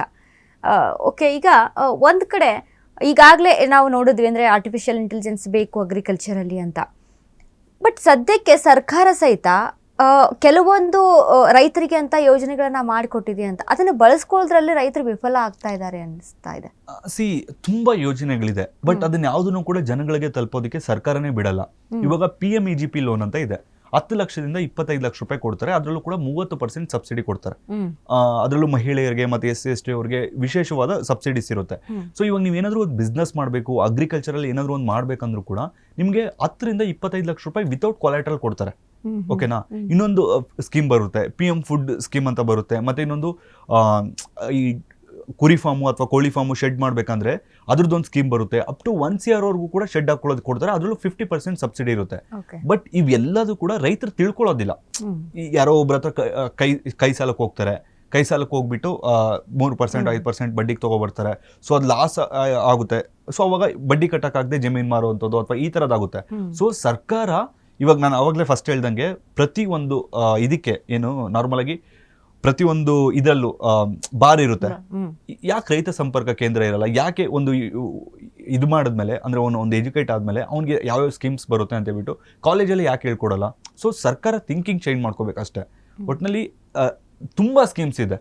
ಈ ಒಂದು ಹಸು ಕಟ್ತೀನಿ ಅಂದ್ರೂ ಕೂಡ ಸ್ಕೀಮ್ ಇದೆ, ಒಂದು ಕುರಿ ತಗೊಳ್ತೀನಿ ಅಂದ್ರೂ ಕೂಡ ಸ್ಕೀಮ್ ಇದೆ. ಅದರಲ್ಲೂ ಕೂಡ ಮಹಿಳೆಯರಿಗೆ ಮತ್ತೆ SC/ST ಅವ್ರಿಗೆ ತುಂಬಾ ಸ್ಕೀಮ್ಸ್ ಇರುತ್ತೆ. ಸೊ ನೀವು ಹೋಗ್ಬಿಟ್ಟು ಗ್ರಾಮ ಪಂಚಾಯತಿಯಲ್ಲಿ ಕೇಳಿ, ನಾನು ಈ ತರ ಬೆಳೆ ಬೆಳಿಬೇಕು ಅನ್ಕೊಂಡು ಇದಕ್ಕೆ ಏನು ಇದು ಇರುತ್ತೆ. ಗ್ರಾಮ ಪಂಚಾಯತಿಯಲ್ಲಿ ಇಲ್ಲ ಅಂದ್ರೆ ತಾಲೂಕಲ್ಲಿ ತೋಟಗಾರಿಕಾ ಇಲಾಖೆ ಅಂತ ಇರುತ್ತೆ, ಮತ್ತೆ ಅರಣ್ಯ ಇಲಾಖೆ ಅಂತ ಇರುತ್ತೆ. ಅವೆರಡರಲ್ಲೂ ಹೋಗ್ಬಿಟ್ಟು ಸರ್ ಏನೇನ್ ಸ್ಕೀಮ್ ಇದೆ ಅಂತ ಕೇಳಿದ್ರೆ ಖಂಡಿತವಾಗ್ಲೂ ಕೂಡ ಸ್ಕೀಮ್ಸ್ ಬಗ್ಗೆ ಎಕ್ಸ್ಪ್ಲೈನ್ ಮಾಡ್ತಾರೆ. ಸೊ ರೈತ ಒಂದು ಸ್ಟೆಪ್ ಇಡಬೇಕಷ್ಟೇ, ಮುಂದೆ ಇಟ್ಟರೆ ಆ ಸ್ಕೀಮ್ಸ್ ಏನು ಪ್ರೊಸೀಜರ್ ಎಲ್ಲ ಇರುತ್ತೋ ಅವೆಲ್ಲ ಫಾಲೋ ಮಾಡಿದ್ರೆ ಸ್ಕೀಮ್ಸ್ ಅಪ್ಲೈ ಆಗುತ್ತೆ. ಎಸ್, ಈಗ ರೈತರು ಬೆಳೆಯನ್ನೇ ನಾವು ಬೆಳ್ಕೊಂಡು ಅದರಲ್ಲೇ ಲಾಭ ತೆಗೆದುಕೊಳ್ತೀನಿ ಅಂತ ಅಂದ್ರೂ ಸಾಧ್ಯ ಆಗಲ್ಲ. ಯಾಕಂದರೆ ಎಕ್ಸ್ಪೆಕ್ಟ್ ಮಾಡಿದಂಥ ಇನ್ಕಮ್ ಬರೋದಿಲ್ಲ. ಹಾಗಾಗಿ ಸೈಡ್ ಇನ್ಕಮ್ಸ್ಗಳನ್ನ ಮಾಡ್ಕೊಳ್ಬೇಕು. ನಾವು ಹೇಳ್ತೀವಿ ಡೈರಿ ಫಾರ್ಮಿಂಗು, ಪಶುಸಂಗೋಪನೆ, ಹೈನುಗಾರಿಕೆ ಮಾಡ್ಕೋಬೇಕು ಅಂತ, ಈಗ ಕುರಿ ಕೋಳಿ ಸಾಕಾಣಿಕೆಗಳನ್ನ ಮಾಡ್ಕೊಳ್ಬೇಕು ಅಂತ. ಸೊ ಇದು ರೈತರು ಇದಕ್ಕೆ ಯಾವ ರೀತಿಯಾಗಿ ಇದಕ್ಕೆ ಎಫರ್ಟ್ ಹಾಕಬೇಕು? ಹಿಂಗೆ ಫಸ್ಟ್ ಹಸು ಕಟ್ಟೋದಾಗಿರ್ಬೋದು, ಕುರಿ ಕೋಳಿ ಮೇಕೆ ಎನಿಥಿಂಗ್ ಆಗಿರ್ಬೋದು, ಎಲ್ಲ ಏನ್ ಮಾಡ್ತಾರೆ ಅಂದ್ರೆ ಒಂದು 10-20 ಲಕ್ಷ ಇನ್ವೆಸ್ಟ್ ಮಾಡ್ಬಿಟ್ಟು ನಾನು ವರ್ಷದಲ್ಲೇ 10-20 ಲಕ್ಷ ದುಡ್ಡು ಬಿಡ್ತೀನಿ ಅಂತ ಹೋಗ್ತಾರೆ. ಯಾರ್ಯಾರು ಕುರಿ ಫಾರ್ಮ್ ಮಾಡಿದಾರೋ ಅಥವಾ ಮೇಕೆ ಫಾರ್ಮ್ ಮಾಡಿದಾರೋ 1 ಕೋಟಿ 2 ಕೋಟಿ 3 ಕೋಟಿ ಕೂಡ ಇನ್ವೆಸ್ಟ್ ಮಾಡಿದ್ದಾರೆ. 90% ಫೇಲ್ಯೂರ್ ಆಗಿದ್ದಾರೆ. ಏನಕ್ಕಂದ್ರೆ ಕುರಿ ಕೋಳಿ ಅಥವಾ ಮೇಕೆ ಅನ್ನೋದು ಅವು ಕೂಡ ನಮ್ಮ ತರ ಒಂದು ಜೀವಿಗಳು. ಸೊ ಅದಕ್ಕೂ ಕೇರ್ ಬೇಕಾಗುತ್ತೆ. ಬಟ್ ನಮ್ ಜನ ಏನ್ ಯೋಚನೆ ಮಾಡ್ತಾರೆ ಅಂದ್ರೆ ಇಟ್ಸ್ ಬಿಸ್ನೆಸ್ ತರ ಯೋಚನೆ ಮಾಡ್ತಾರೆ. ಬಿಡು ನೋಡ್ಕೋಣ, ತಾನಿದ್ದು ಮೇಂಟೈನ್ ಮಾಡ್ತಾನ. ಮೋಸ್ಟ್ ಸಕ್ಸಸ್ಫುಲ್ ಅಲ್ಲಿ ಇದು ಬರುತ್ತೆ, ಡೈರಿ ಫಾರ್ಮಿಂಗ್ ಆಗಿರ್ಬೋದು ಅಥವಾ ಕುರಿ ಫಾರ್ಮಿಂಗ್ ಆಗಿರ್ಬೋದು ಅಥವಾ ಮೇಕೆ ಕೋಳಿ ಎನಿಥಿಂಗ್. ಅದು ಬಿಟ್ಟು ನಾನು ಎಂಪ್ಲಾಯೀಸ್ನ ಇಟ್ಟು ಮೇಂಟೈನ್ ಮಾಡ್ತೀನಿ ಇದು ಮಾಡ್ತೀನಿ ಅಂದ್ರೆ ಯಾವುದೇ ಕಾರಣಕ್ಕೂ ಆಗಲ್ಲ. ಸೊ ನಾನು ಯಾರೇ ಒಂದು ಡೈರಿ ಫಾರ್ಮಿಂಗ್ ಹೋಗ್ತೀನಿ ಅಥವಾ ಕುರಿ ಕೋಳಿ ಇದು ಮಾಡ್ತೀವಿ ಅಂದ್ರೂ ಕೂಡ ನಾನು ಫಸ್ಟ್ ಏನು ರೆಕಮೆಂಡ್ ಮಾಡ್ತೀವಿ ಅಂದ್ರೆ first start with small scale. 10 ಕುರಿ ಸ್ಟಾರ್ಟ್ ಮಾಡಿ, 20 ಕುರಿ ಸ್ಟಾರ್ಟ್ ಮಾಡಿ, ಅದನ್ನ ಸ್ಕೇಲ್ ಮಾಡಿ. ಅವಾಗ ನಿಮ್ಗೆ ಪಾಸಿಟಿವ್ಸ್ ನೆಗೆಟಿವ್ಸ್ ಗೊತ್ತಾಗುತ್ತೆ. ಕುರಿಗಳು ಹೆಂಗ್ ರಿಯಾಕ್ಟ್ ಆಗುತ್ತೆ, ಯಾವ ಟೈಮಲ್ಲಿ ಏನ್ ರೋಗ ಬರುತ್ತೆ ಒಂದು ಗೊತ್ತಾಗುತ್ತೆ. ಹಸುದು ಅಷ್ಟೇ, ಫಸ್ಟ್ 2 ಹಸು ಕಟ್ಟಿ, ಆಮೇಲೆ 4 ಮಾಡಿ, ಆಮೇಲೆ 10 ಮಾಡಿ, ಆಮೇಲೆ 1000 ಮಾಡಿ ಬೇಕಿದ್ರೆ. ಆದ್ರೆ ನಮ್ ಜನ ಏನ್ ಮಾಡ್ತಾರೆ, ಫಸ್ಟೇ 10 ಹಸು ಕಟ್ಟಕ್ ಹೋದಾಗ ಕೈ ಸುಟ್ಕೊಳ್ತಾರೆ. ಸೊ ಹೈಯೆಸ್ಟ್ ಲಾಸ್ ಆಗ್ತಿರೋದು, ಅಥವಾ ನೀವು ಯಾವ್ದೇ ಕುರಿ ಶೆಡ್ ಅಥವಾ ಕೋಳಿ ಶೆಡ್ ನೋಡಿ ಖಾಲಿ ಇರುತ್ತೆ. ಏನಕ್ಕಂದ್ರೆ ಇದೇ ಜೋಶಲ್ಲಿ ಸ್ಟಾರ್ಟ್ ಮಾಡಿರ್ತಾರೆ, ಬಟ್ ಫೇಲ್ಯೂರ್ ಆಗಿರ್ತಾರೆ. ನೀನ್ ಇದ್ದು ಕುರಿ ಕೋಳಿಗಳು ಅಥವಾ ಇದನ್ನೋದು ಕುರಿ ಅಥವಾ ಹಸು ಎನಿಥಿಂಗ್ ನಮ್ಮ ಮಕ್ಕಳ ತರ ನೋಡ್ಕೋಬೇಕು. ಕರೆಕ್ಟ್ ಟೈಮ್ಗೆ ನೀರು, ಕರೆಕ್ಟ್ ಟೈಮ್ಗೆ ಇದೆಲ್ಲ ನೋಡ್ಕೊಂಡಾಗ. ಅದು ಬಿಟ್ಟು ಎಂಪ್ಲಾಯಿನ ನಂಬ್ಕೊಂಡು ಹೋಗಿರ್ತಾನೆ, ಎಂಪ್ಲಾಯಿ ಇವತ್ತು ಮೇವು ಹಾಕ್ಬಿಟ್ಟಿರ್ತಾನೆ ಅಂತ ಅವ್ನು ಎಲ್ಲೋ ಇರ್ತಾನೆ, ಅದಕ್ಕೆ ಟೈಮ್ ಸರಿಯಾಗಿ ಊಟ ಅಥವಾ ನೀರು ಸಿಕ್ಕಿರಲ್ಲ, ಹೋಗ್ತಾ ಇರುತ್ತೆ, ಸತ್ತೋಗ್ತವೆ, ರೋಗಗಳು ಬರ್ತವೆ, ಈ ತರ ಆಗುತ್ತೆ. So start with small. ಅದೇ ಈಗ ನಾವೊಂದು ನಮ್ಮ ಮನೆಗೆ ಒಂದು ನಾಯಿನ ತೆಗೆದುಕೊಂಡು ಬರ್ತೀವಿ ಅಂದ್ರೆ ಅದನ್ನ ಸಾಕೋದಕ್ಕೆ ನಮ್ಗೆ ಆಗುತ್ತಾ? ಅಂದ್ರೆ ಓನ್ಲಿ ಏನು ಫುಡ್ಡು ಅಂದ್ರೆ ಮೀನ್ಸ್ ಅದಕ್ಕೆ ಕೇರಿಂಗ್ ಬೇಕು, ಆ ರೀತಿಯಾಗಿ ನಾವು ಯೋಚನೆ ಮಾಡ್ತೀವಿ. ಅದೇ ರೀತಿಯಾಗಿ ನಾವು ಪಶುಸಂಗೋಪನೆ ಮಾಡ್ತೀವಿ, ಹೈನುಗಾರಿಕೆ ಮಾಡ್ತೀವಿ ಅಂತ ಅಂದರೆ ಅದನ್ನು ಸರಿಯಾದ ರೀತಿಯಲ್ಲಿ ಕೇರ್ ಮಾಡಬೇಕು. ವೈಜ್ಞಾನಿಕವಾಗಿ ಏನೆಲ್ಲ ಇದೆಯಲ್ಲ, ಸರಿಯಾದ ಟೈಮಿಗೆ ಫುಡ್ ಕೊಡುವಂಥದ್ದು, ಯಾವ ಫುಡ್ ಕೊಡಬೇಕು, ಇದನ್ನೆಲ್ಲ ಓನರೇ ನಿಂತು ಮಾಡುವಂಥ ಕೆಲಸಗಳಿವೆಲ್ಲ. ಯಾರನ್ನೋ ಇನ್ನೊಬ್ಬರು ನಂಬ್ಕೊಂಡು ಅಲ್ಲಿ ಇನ್ವೆಸ್ಟ್ಮೆಂಟ್ ಮಾಡೋದಲ್ಲ ಅಂತ. ಇನ್ನೊಂದು ಇದನ್ನು ಸರಿಯಾದ ರೀತಿಯಲ್ಲಿ ಮಾಡ್ಕೊಂಡು ಹೋದರೆ ಅವ್ರ ಕೃಷಿ ಭೂಮಿಗೆ ಸುಮ್ಮನೆ ಲಕ್ಷಾಂತರ ರೂಪಾಯಿ ಕೊಟ್ಟು ಗೊಬ್ಬರ ತಂದು ಹಾಕೋದು ತಪ್ಪುತ್ತೆ ಅಲ್ವಾ? ಆರಾಮಾಗಿ ಒಂದು ಸಾವಯವ ಕೃಷಿಯಲ್ಲಿ ಒಂದು ಮಾತು ಹೇಳ್ತಾರೆ, ನೀನು ಹಸು ಸಾಕ್ತಾ ಇಲ್ಲ ಅಂದ್ರೆ ನೀನು ವ್ಯವಸಾಯ ಮಾಡ್ತಿಲ್ಲ ಅಂತ. ಏನಕ್ಕಂದ್ರೆ ಹಸು ಬಂದ್ಬಿಟ್ಟು ನಿಮ್ಗೆ ಎಲ್ಲ ಇದಕ್ಕೂ ಕೂಡ ಮೂಲ.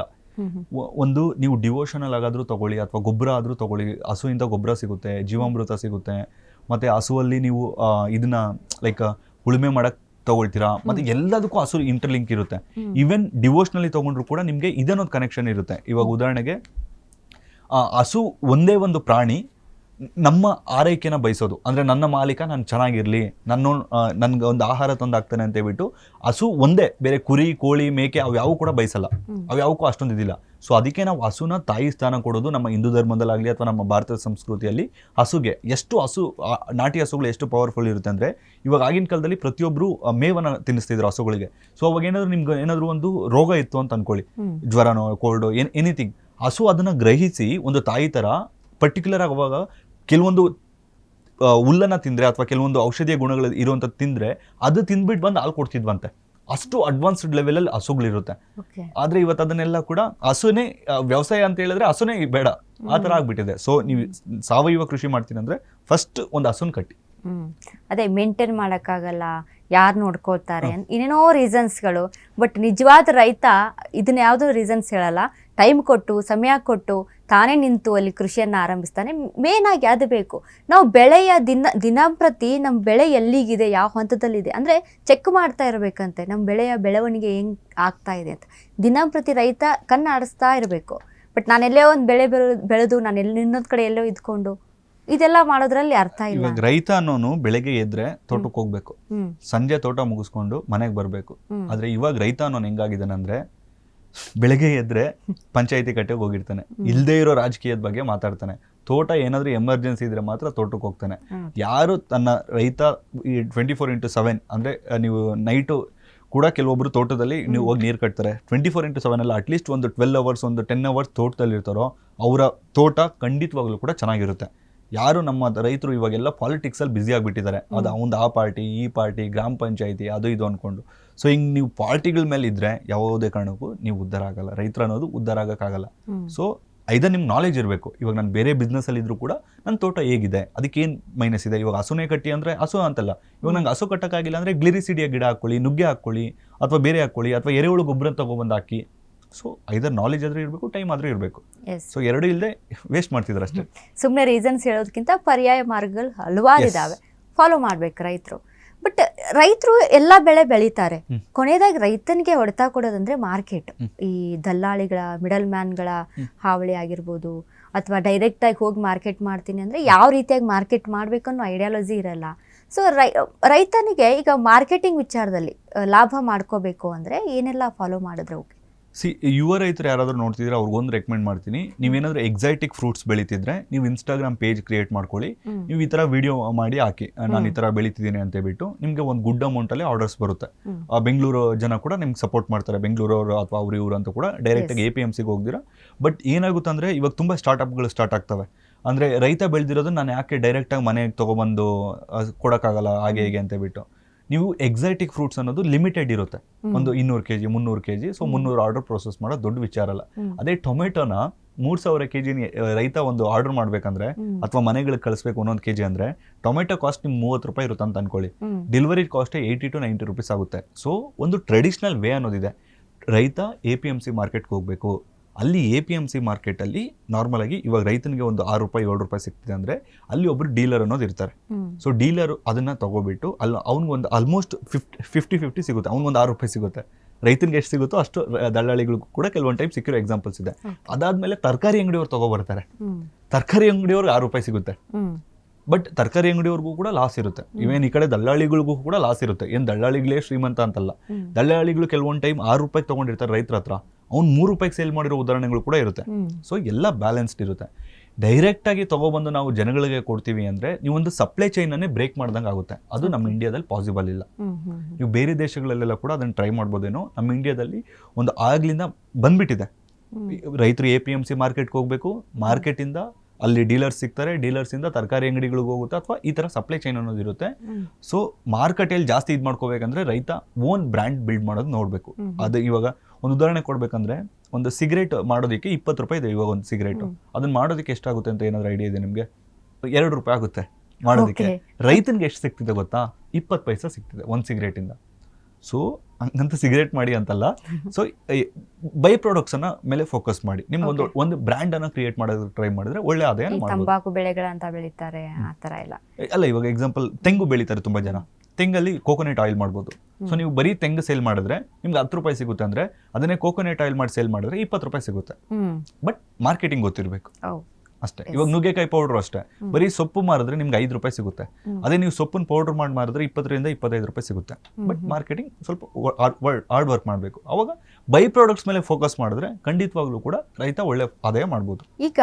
ಈಗ ಬೇರೆ ದೇಶಗಳನ್ನ ನಾವು ಕಂಪೇರ್ ಮಾಡ್ಕೊಂಡ್ರೆ ನಮ್ಮ ದೇಶಕ್ಕೆ ಈಗ ಇಂಡಿಯಾದಲ್ಲಿ ಒಂದಿಷ್ಟು ಬದಲಾವಣೆನೇ ಆಗ್ತಾ ಇಲ್ಲ. ಈಗ ಅಮೆರಿಕ, ಇಸ್ರೇಲಲ್ಲಿ ಟೆಕ್ನಾಲಜಿ ಹೇಗಿದೆ, ಕೃಷಿ ವಿಚಾರದಲ್ಲಿ ಹೇಗೆ ಬೆಳವಣಿಗೆ ಕಾಣ್ತಿದೆ, ಅದು ನಮ್ಮ ದೇಶದಲ್ಲಿ ಆಗ್ತಾ ಇಲ್ಲ.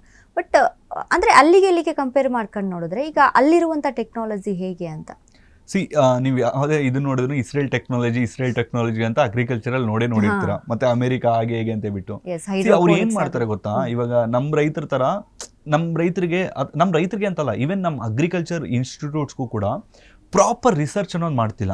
ಏನೋ ಒಂದು ಸರ್ಕಾರ ಏನೋ ಒಂದು ಕೊಡುತ್ತೆ, ಇವ್ರು ಏನೋ ಒಂದು ಮಾಡೋ ತರ ಆಗಿದೆ. ಯಾರೋ ತುಂಬಾ ಕಡಿಮೆ ನಿಮ್ಗೆ ಪ್ಯಾಷನೇಟ್ ಆಗಿ ವರ್ಕ್ ಮಾಡೋರು, ತುಂಬಾ ಪ್ಯಾಷನೇಟ್ ಅವರು ಇದ್ದಾರೆ. ಬಟ್ 50-50 ಎಲ್ಲ ಏನ್ ಮಾಡ್ತಾರೆ ಅಂದ್ರೆ ಏನೋ ಒಂದು ಟೈಮ್ ಪಾಸ್ ಮಾಡ್ಬೇಕಲ್ಲ ಅನ್ನೋದು ಮಾಡ್ತಿದ್ದಾರೆ. ಅಲ್ಲಿ ಏನ್ ಮಾಡ್ತಾರೆ ಅಂದ್ರೆ ಪ್ರಾಪರ್ ರಿಸರ್ಚ್ ಮಾಡ್ತಾರೆ. ಒಂದು ತಳಿ ಯಾವ ತರ ಜಿಯೋಗ್ರಫಿಕಲಿ ಎಷ್ಟು ನೀರು ಕೊಟ್ರೆ ಯಾವ ತರ ಬೆಸ್ಟ್ ಈಲ್ಡ್ ತಗೋಬಹುದು ಅನ್ನೋದು ರಿಸರ್ಚ್ ಮಾಡ್ತಾರೆ. ಸೊ ಇವಾಗ ಇಸ್ರೇಲ್ ಟೆಕ್ನಾಲಜಿಯಲ್ಲಿ ಇವಾಗ ಇಲ್ಲೊಂದು 1000 ಹಸುಗಳನ್ನ ಮೇಂಟೈನ್ ಮಾಡೋದಕ್ಕೆ ಎಷ್ಟು ಜನ ಬೇಕಾಗ್ತಾರೆ? ಇಲ್ಲಿ ನಮ್ಮ ಇಂಡಿಯಾದಲ್ಲಿ ಅಂದಾಜು ಎಷ್ಟು ಜನ ಬೇಕಾಗ್ತಾರೆ? 1000 ಹಸು ಅಂದ್ರೆ ಒಂದು 20 ಮೆಂಬರ್ಸ್ ಎಲ್ಲ ಇಲ್ಲ, ನಮ್ಮ ಇಂಡಿಯಾದಲ್ಲಿ ಸಾಕಾಗಲ್ಲ 20 ಮೆಂಬರ್ಸ್ ಎಲ್ಲ. ಮಿನಿಮಮ್ ಒಂದು 100 ಜನ ಬೇಕಾಗ್ತಾರೆ. ಓಕೆನಾ? ಒಬ್ರು 10 ಹಸು ನೋಡ್ಕೊಂಡ್ರೆ 100 ಜನ ಬೇಕಾಗ್ತಾರೆ. ಅದೇ ಇಸ್ರೇಲ್ ಅಲ್ಲಿ 10 ಮೆಂಬರ್ಸ್ ಮೇಂಟೈನ್ ಮಾಡ್ತಾರೆ. ವೈ? ಬಿಕಾಸ್ ಅವ್ರು ಅಷ್ಟು ಹಸುನ ರೀಡ್ ಮಾಡ್ತಾರೆ. ಅವರು ಹಸು ಹೆಂಗ್ ವರ್ಕ್ ಆಗುತ್ತೆ, ಅದು ಹೆಂಗೆ ಇವಾಗ ಯಾವ ರೀತಿ ನಾವು ಅದನ್ನ ನೋಡ್ಕೊಂಡ್ರೆ ಹ್ಯಾಪಿ ಆಗಿರುತ್ತೆ, ಯಾವ ಟೈಮಲ್ಲಿ ಹಾಲ್ ಬೆಸ್ಟ್ ಕೊಡುತ್ತೆ, ಇದನ್ನೆಲ್ಲ ರಿಸರ್ಚ್ ಮಾಡ್ತಾರೆ.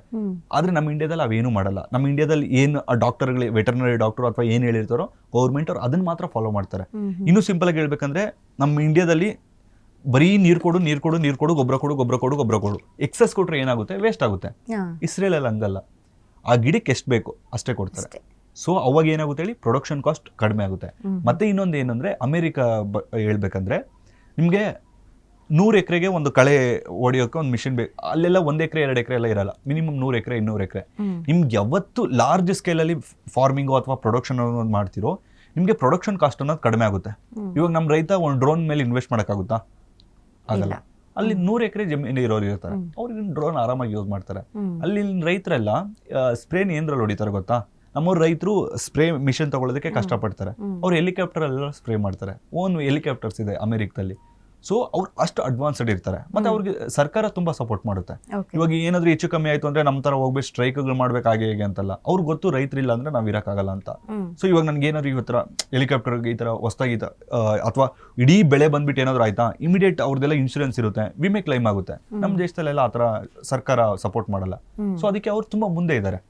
ಅವ್ರು ಸೇಮ್ ಇವಾಗ ಅವ್ರೇನಾದ್ರು ಇಲ್ಲಿ ಬಂದು ವ್ಯವಸಾಯ ಮಾಡಿ ಅಂದ್ರೆ ಮಾಡಕ್ಕಾಗಲ್ಲ. ಅವ್ರದ್ದೆಲ್ಲ ಲ್ಯಾಂಡ್ಸ್ ಈಕ್ವಲ್ ಇರುತ್ತೆ. ಮತ್ತೆ ಅವರೆಲ್ಲ ಮಾಡೋದು 1000 ಎಕರೆ 2000 ಎಕರೆ 5000 ಎಕರೆ 500 ಎಕರೆ ಈ ತರ ಮಾಡಿದವಾಗ ಏನಾಗುತ್ತೆ ಅಂದ್ರೆ ನಿಮ್ ಪ್ರೊಡಕ್ಷನ್ ಕಾಸ್ಟ್ ಕಡಿಮೆ ಆಗುತ್ತೆ. ಅದಕ್ಕೆ ಅವ್ರು ನಮ್ಗಿಂತ ಮುಂದೆ ಇದ್ದಾರೆ. ಓಕೆ, ಅಂದ್ರೆ ಅದೇ ನಾವೊಂದು ಸ್ಮಾಲ್ ಸರ್ಕಲ್ ಹಾಕೊಂಡ್ಬಿಟ್ಟಿದ್ದಾರೆ ನಮ್ಮ ರೈತರು ನಮ್ಮ ದೇಶದಲ್ಲಿ. ಆ ಸರ್ಕಲ್ ಇಂದ ಹೊರಗಡೆ ಬರಬೇಕು. ಬೇರೆ ಟೆಕ್ನಾಲಜಿ ಎಷ್ಟು ಇಂಪ್ರೂವ್ ಆಗ್ತಾ ಇದೆ, ಬೇರೆ ಕಡೆ ಹೇಗೆ ಈ ಕೃಷಿ ಇಂಪ್ರೂವ್ ಆಗ್ತಾ ಇದೆ. ನಾನು ಮುಂಚೆನೇ ಒಂದು ಮಾತು ಹೇಳಿದ್ವಿ, ಒಂದು ಡಿಪೆಂಡೆನ್ಸಿ, ಇನ್ನೊಂದು ಅಜ್ಜ ಹಾಕಿದ ಆಲದ ಮರ ಅನ್ನೋದು ರೀತಿಯಲ್ಲಿ ಒಂದೇ ಬೆಳೆಯನ್ನು ಬೆಳ್ಕೊಂಡು ಬರುವಂಥದ್ದು ಪದ್ಧತಿ, ಕೃಷಿ ಪದ್ಧತಿ, ಅವ್ರಿಗೆ ಇದು ಕೆಮಿಕಲ್ಗಳನ್ನು ಜಾಸ್ತಿ ಬಳಸುವಂಥದ್ದು. ಸೊ ಇವೆಲ್ಲವೂ ಕೂಡ ಬದಲಾವಣೆ ಆಗೋದು ಎಲ್ಲಿ ಅಂದರೆ, ನಾವು ಸುಮ್ಮನೆ ಅವರು ಇವ್ರ ಮೇಲೆ ನಾವು ಗೂಬೆ ಕೂರಿಸೋದು ಅನ್ನೋದಕ್ಕಿಂತ ಅದು ನಡ್ಕೊಂಡು ಬಂದಿರುತ್ತೆ. ಅದನ್ನು ಹೊರತುಪಡಿಸಿ ನಾನೇನು ಮಾಡಬೇಕು, ಒಬ್ಬ ರೈತ ಆದವನು ಏನು ಮಾಡಬೇಕು, ಮೇಯ್ನಾಗಿ ಯಾವ ರೀತಿಯಾಗಿ ಕೃಷಿ ಮಾಡಿದರೆ ನನಗೆ ಲಾಭ. ಈಗ ನಾನು ಬಿಸ್ನೆಸ್ ಅಂತ ಆಗಲೇ ಹೇಳಿದ್ವಿ ಸರ್, ನಾವು ಒಂದು ಬಿಸ್ನೆಸ್ಸಲ್ಲಿ ಇನ್ವೆಸ್ಟ್ಮೆಂಟ್ ಮಾಡ್ತೀವಿ ಅಂದರೆ ಯೋಚನೆ ಮಾಡ್ತೀವಲ್ವ, ಇಲ್ಲಿ ಇಷ್ಟು ಇನ್ವೆಸ್ಟ್ ಮಾಡ್ತೀನಿ, ನನಗೆ ಲಾಭ ಎಷ್ಟು ಬರುತ್ತೆ ಅಂತ. ಹಾಗೆ ಬಿಸ್ನೆಸ್ ರೀತಿಯಲ್ಲಿ ಮಾಡ್ಕೋಬೇಕು ರೈತ ಅಂತ. ಖಂಡಿತ. ಈಗ ಕೊನೆಯದಾಗಿ ನಮ್ಮ ರೈತರಿಗೆ ಒಂದು ಬೆಸ್ಟ್ ಗೈಡೆನ್ಸ್ ಕೊಡೋದಾದರೆ? ಓಕೆ, ಆದಷ್ಟು ಕೆಮಿಕಲ್ ಗೊಬ್ಬರಗಳನ್ನು ಬಳಸದೆ ಎಲ್ಲರೂ ಕೂಡ ಸಾವಯವ ಕೃಷಿಯನ್ನು ಮಾಡಿ, ಎಲ್ಲ ಸಾವಯವ ಕೃಷಿ ಮಾಡಿದ್ರೆ ಮತ್ತು ಅದ್ರ ಜೊತೆ ಸಮಗ್ರ ಕೃಷಿಯನ್ನು ಮಾಡಿ ಎಲ್ಲ ರೈತರು ಕೂಡ ಉದ್ಧಾರ ಆಗ್ತೀರಾ. ಆ್ಯಂಡ್ ಫಸ್ಟ್ ಈ ಸರ್ಕಾರಗಳು ಹೇಳೋದನ್ನು ಕಡಿಮೆ ಮಾಡಿ, ಅವರು ಯೂರಿಯಾ ಹಾಕ್ತಾರೆ, DAP ಕೊಡ್ತಾರೆ, ಆ ಸ್ಪ್ರೇ ಕೊಡ್ತಾರೆ, ಈ ಸ್ಪ್ರೇ ಕೊಡ್ತಾರೆ ಅಂತ ಆದಷ್ಟು ಮತ್ತು ನಮ್ಮ ಪುರಾತನವಾದ ತಳಿಗಳ ಬಗ್ಗೆ ಫೋಕಸ್ ಮಾಡಿ. ಸೊ ಎಲ್ಲ ರೈತರಿಗೂ ಒಳ್ಳೆಯದಾಗಲಿ. ಓಂ ನಮಃ ಶಿವಾಯ. Yes sir, thank you so much. ಸಾಕಷ್ಟು ವಿಚಾರಗಳನ್ನ ತಿಳಿಸ್ಕೊಟ್ರಿ. ಅಂದರೆ ರೈತ ಟೆಕ್ನಿಕಲಿ ಹೇಗೆ ಥಿಂಕ್ ಮಾಡಬೇಕು, ಅಂದರೆ ಸುಮ್ಮನೆ ಅದು ಇದು ಅಂತ ರೀಸನ್ಸ್ಗಳು ಬೇಡ, ನೀನು ಮಾಡು ಅನ್ನೋದನ್ನ ಈ ಒಂದು ಕಾರ್ಯಕ್ರಮದಲ್ಲಿ ನೀವು ತಿಳಿಸ್ಕೊಟ್ರಿ. Thank you so much sir. Thank you. Thank you. Yes, ನೋಡಿದ್ರಲ್ಲ ವೀಕ್ಷಕರೇ, ಯಾವ ರೀತಿಯಾಗಿ ಕೃಷಿ ಪದ್ಧತಿಯನ್ನು ಅಳವಡಿಸ್ಕೊಳ್ಬೇಕಾಗತ್ತೆ ಅಂತ. ದಯವಿಟ್ಟು ರೈತರು, ಈಗ ನಾವು ಹೇಳ್ತೀವಿ ಭೂಮಿ ತಾಯಿಯನ್ನು ನಂಬಿ ಕೆಟ್ಟೋರು ಯಾರಿಲ್ಲ ಅಂತ ಹೇಳ್ತೀವಿ. ಭೂಮಿ ತಾಯಿ ಕೈ ಹಿಡಿತಾಳೆ, ಬಟ್ ಭೂಮಿ ತಾಯಿಗೆ ನಾವು ಏನು ಬೇಕು ಅದನ್ನು ಕೊಡಬೇಕಲ್ವಾ. ಈಗ ಬೇಡದೇ ಇರುವಂಥ ಊಟವನ್ನು ಕೊಟ್ಟರೆ ನಾವೇ ತಿನ್ನಲ್ಲ. ಅಂಥ ಸಂದರ್ಭದಲ್ಲಿ ಭೂಮಿ ತಾಯಿ ಹೇಗೆ ಸ್ವೀಕರಿಸಬೇಕು, ಹಾಗಾಗಿ ಭೂಮಿಗೆ ಉಪಯುಕ್ತವಾದಂಥ ಗೊಬ್ಬರಗಳನ್ನು ಹಾಕಿ ಆದಷ್ಟು ಸಾವಯವ ಕೃಷಿಗೆ ಒತ್ತನ್ನು ನೀಡಿ ಅಂತ ಹೇಳ್ತಾ ಥ್ಯಾಂಕ್ ಯು ಸೋ ಮಚ್.